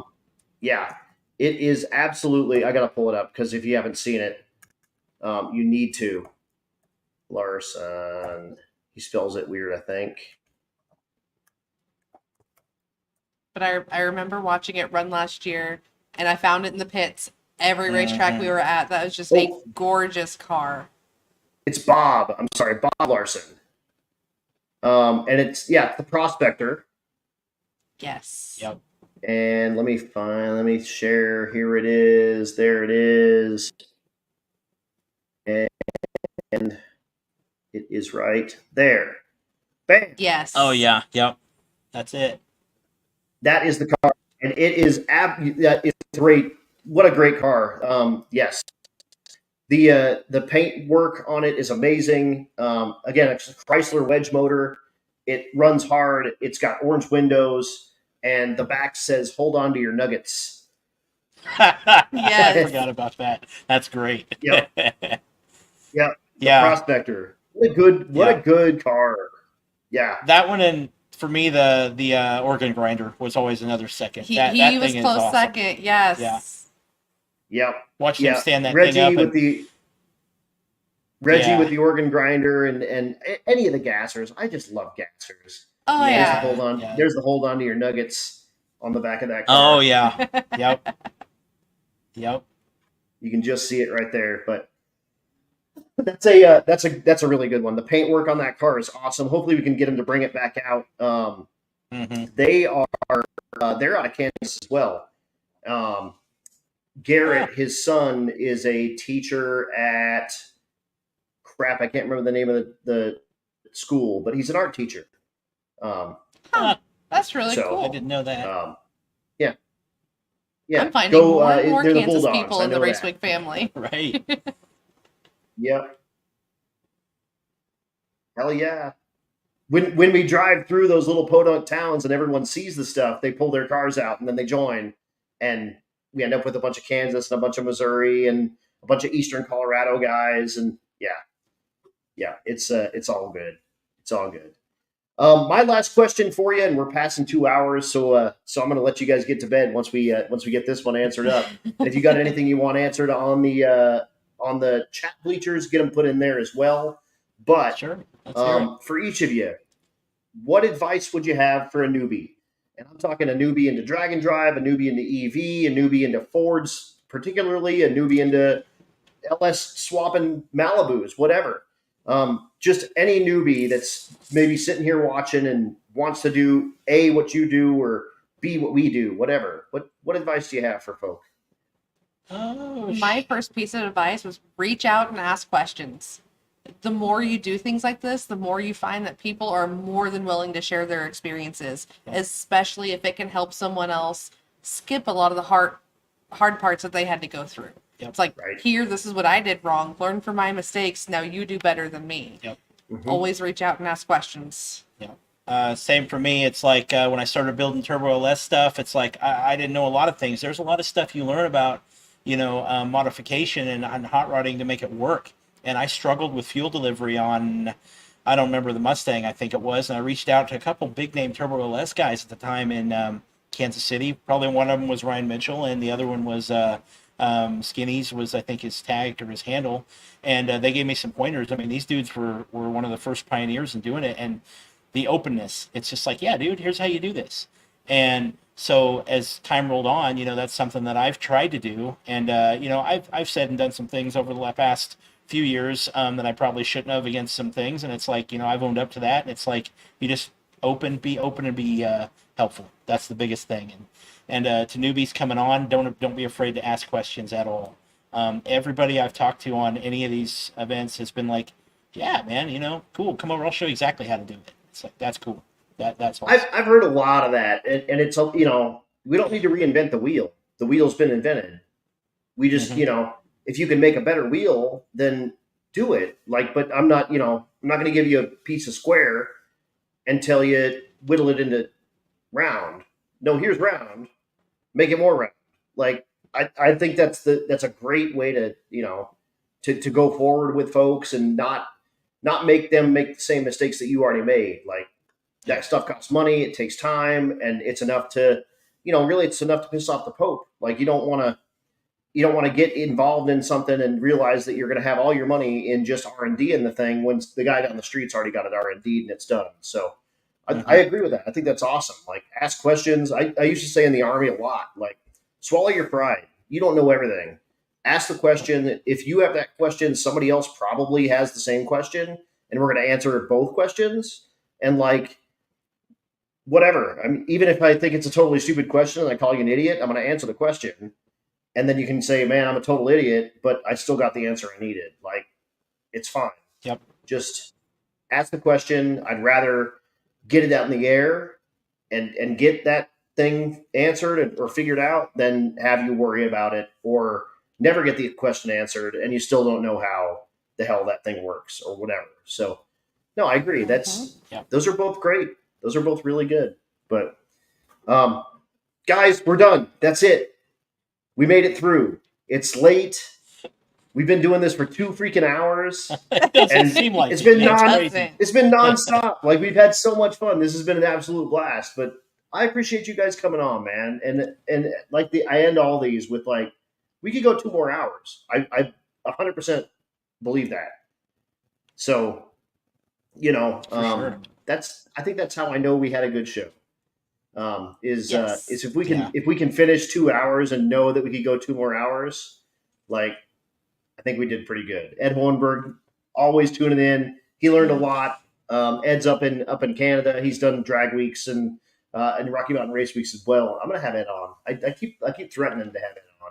He just finished Miles of Mayhem with his Pontiac, and he was he's got a long history of sandbagging his cars because he doesn't put roll bars in them, but they're fast.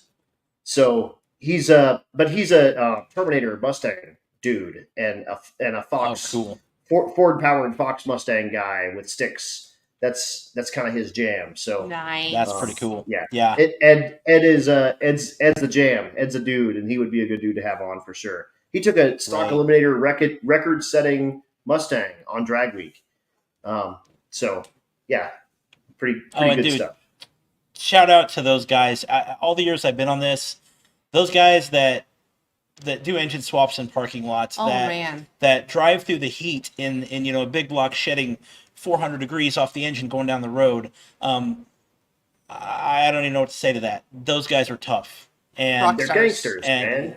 They are the gangsters of this event, any of the drag and drives, and I've always felt that way. And, we have fun with some of the stuff we do, but it's nothing of the level of some of those cars. And those guys are all awesome. We pitted next to the guys with the Gremlin in Thunder Valley. And, they were having a rough week. Yeah, and they were so cool. They come over and ask us how our week was going, even though they were fighting their own battles. And yeah, I love the air conditioner in the back. The guy come over. 20-volt air conditioner in the back of the Gremlin.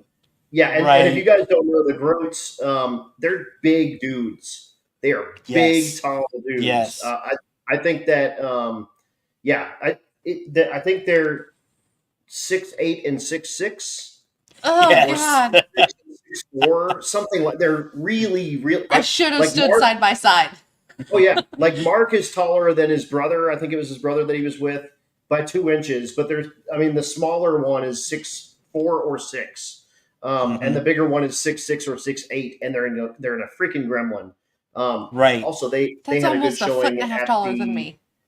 They had a really good showing at the fastest streetcar shootout. They brought the Gremlin to Iowa, and they kicked ass with it. Nice, it was awesome. Cool. It was awesome. Yeah.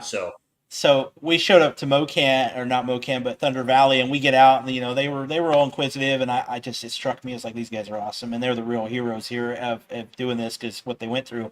But I love how they can give a little and take a little, because he's like, how would you drive down? I'm like, well, we ran into some charging issues. We had to cut the air for like 10 minutes, and he's like, oh wow, 10 minutes with no air, and I'm like. Yeah, there driving, and you're like, and that was awesome. Well, yeah, okay, yeah, all right, and that's what you run into, and it's so much awesomeness, and that's why every year it ends, and like Matt and them say, it's like, and then the prep begins. We're ready for next year. So Yep. excited and can't wait. Well, I can't wait. I can't wait to see what you name the new Mach E. Maybe it'll be the Energizer Bunny now, or something like that, or Right? Yeah. whatever. Instead of bunny ears for the top. Yeah, yeah. You both wear bunny ears as you go through the week. Hell yes. Right, and we love it. We love it. I was going to fab up a fake set of huge Duracell look-alike batteries to put in the frunk and leave it open, but I just never got around time with the other car. But we Yeah. love that stuff. It's Yeah, cool. exactly. Have fun with it. Have fun with it. Yeah. Well, guys, again, thank you so much for being on. I'm going to bring you in the background. I'm going to say goodbye to folks, and I'll end this, and I'll bring you back on. We'll say our goodbyes after. But again, Cool. thank you guys so much for coming on. It was awesome. It was a couple hours of just laughing and having a good time and having a couple of beers with buddies, and that's what it's all about. Right. Yep. Thanks for having Yes, us. thanks for having us. Absolutely. Hang out real quick. I'll bring in the background. Awesome, guys. How freaking cool was that? The Ledesmas.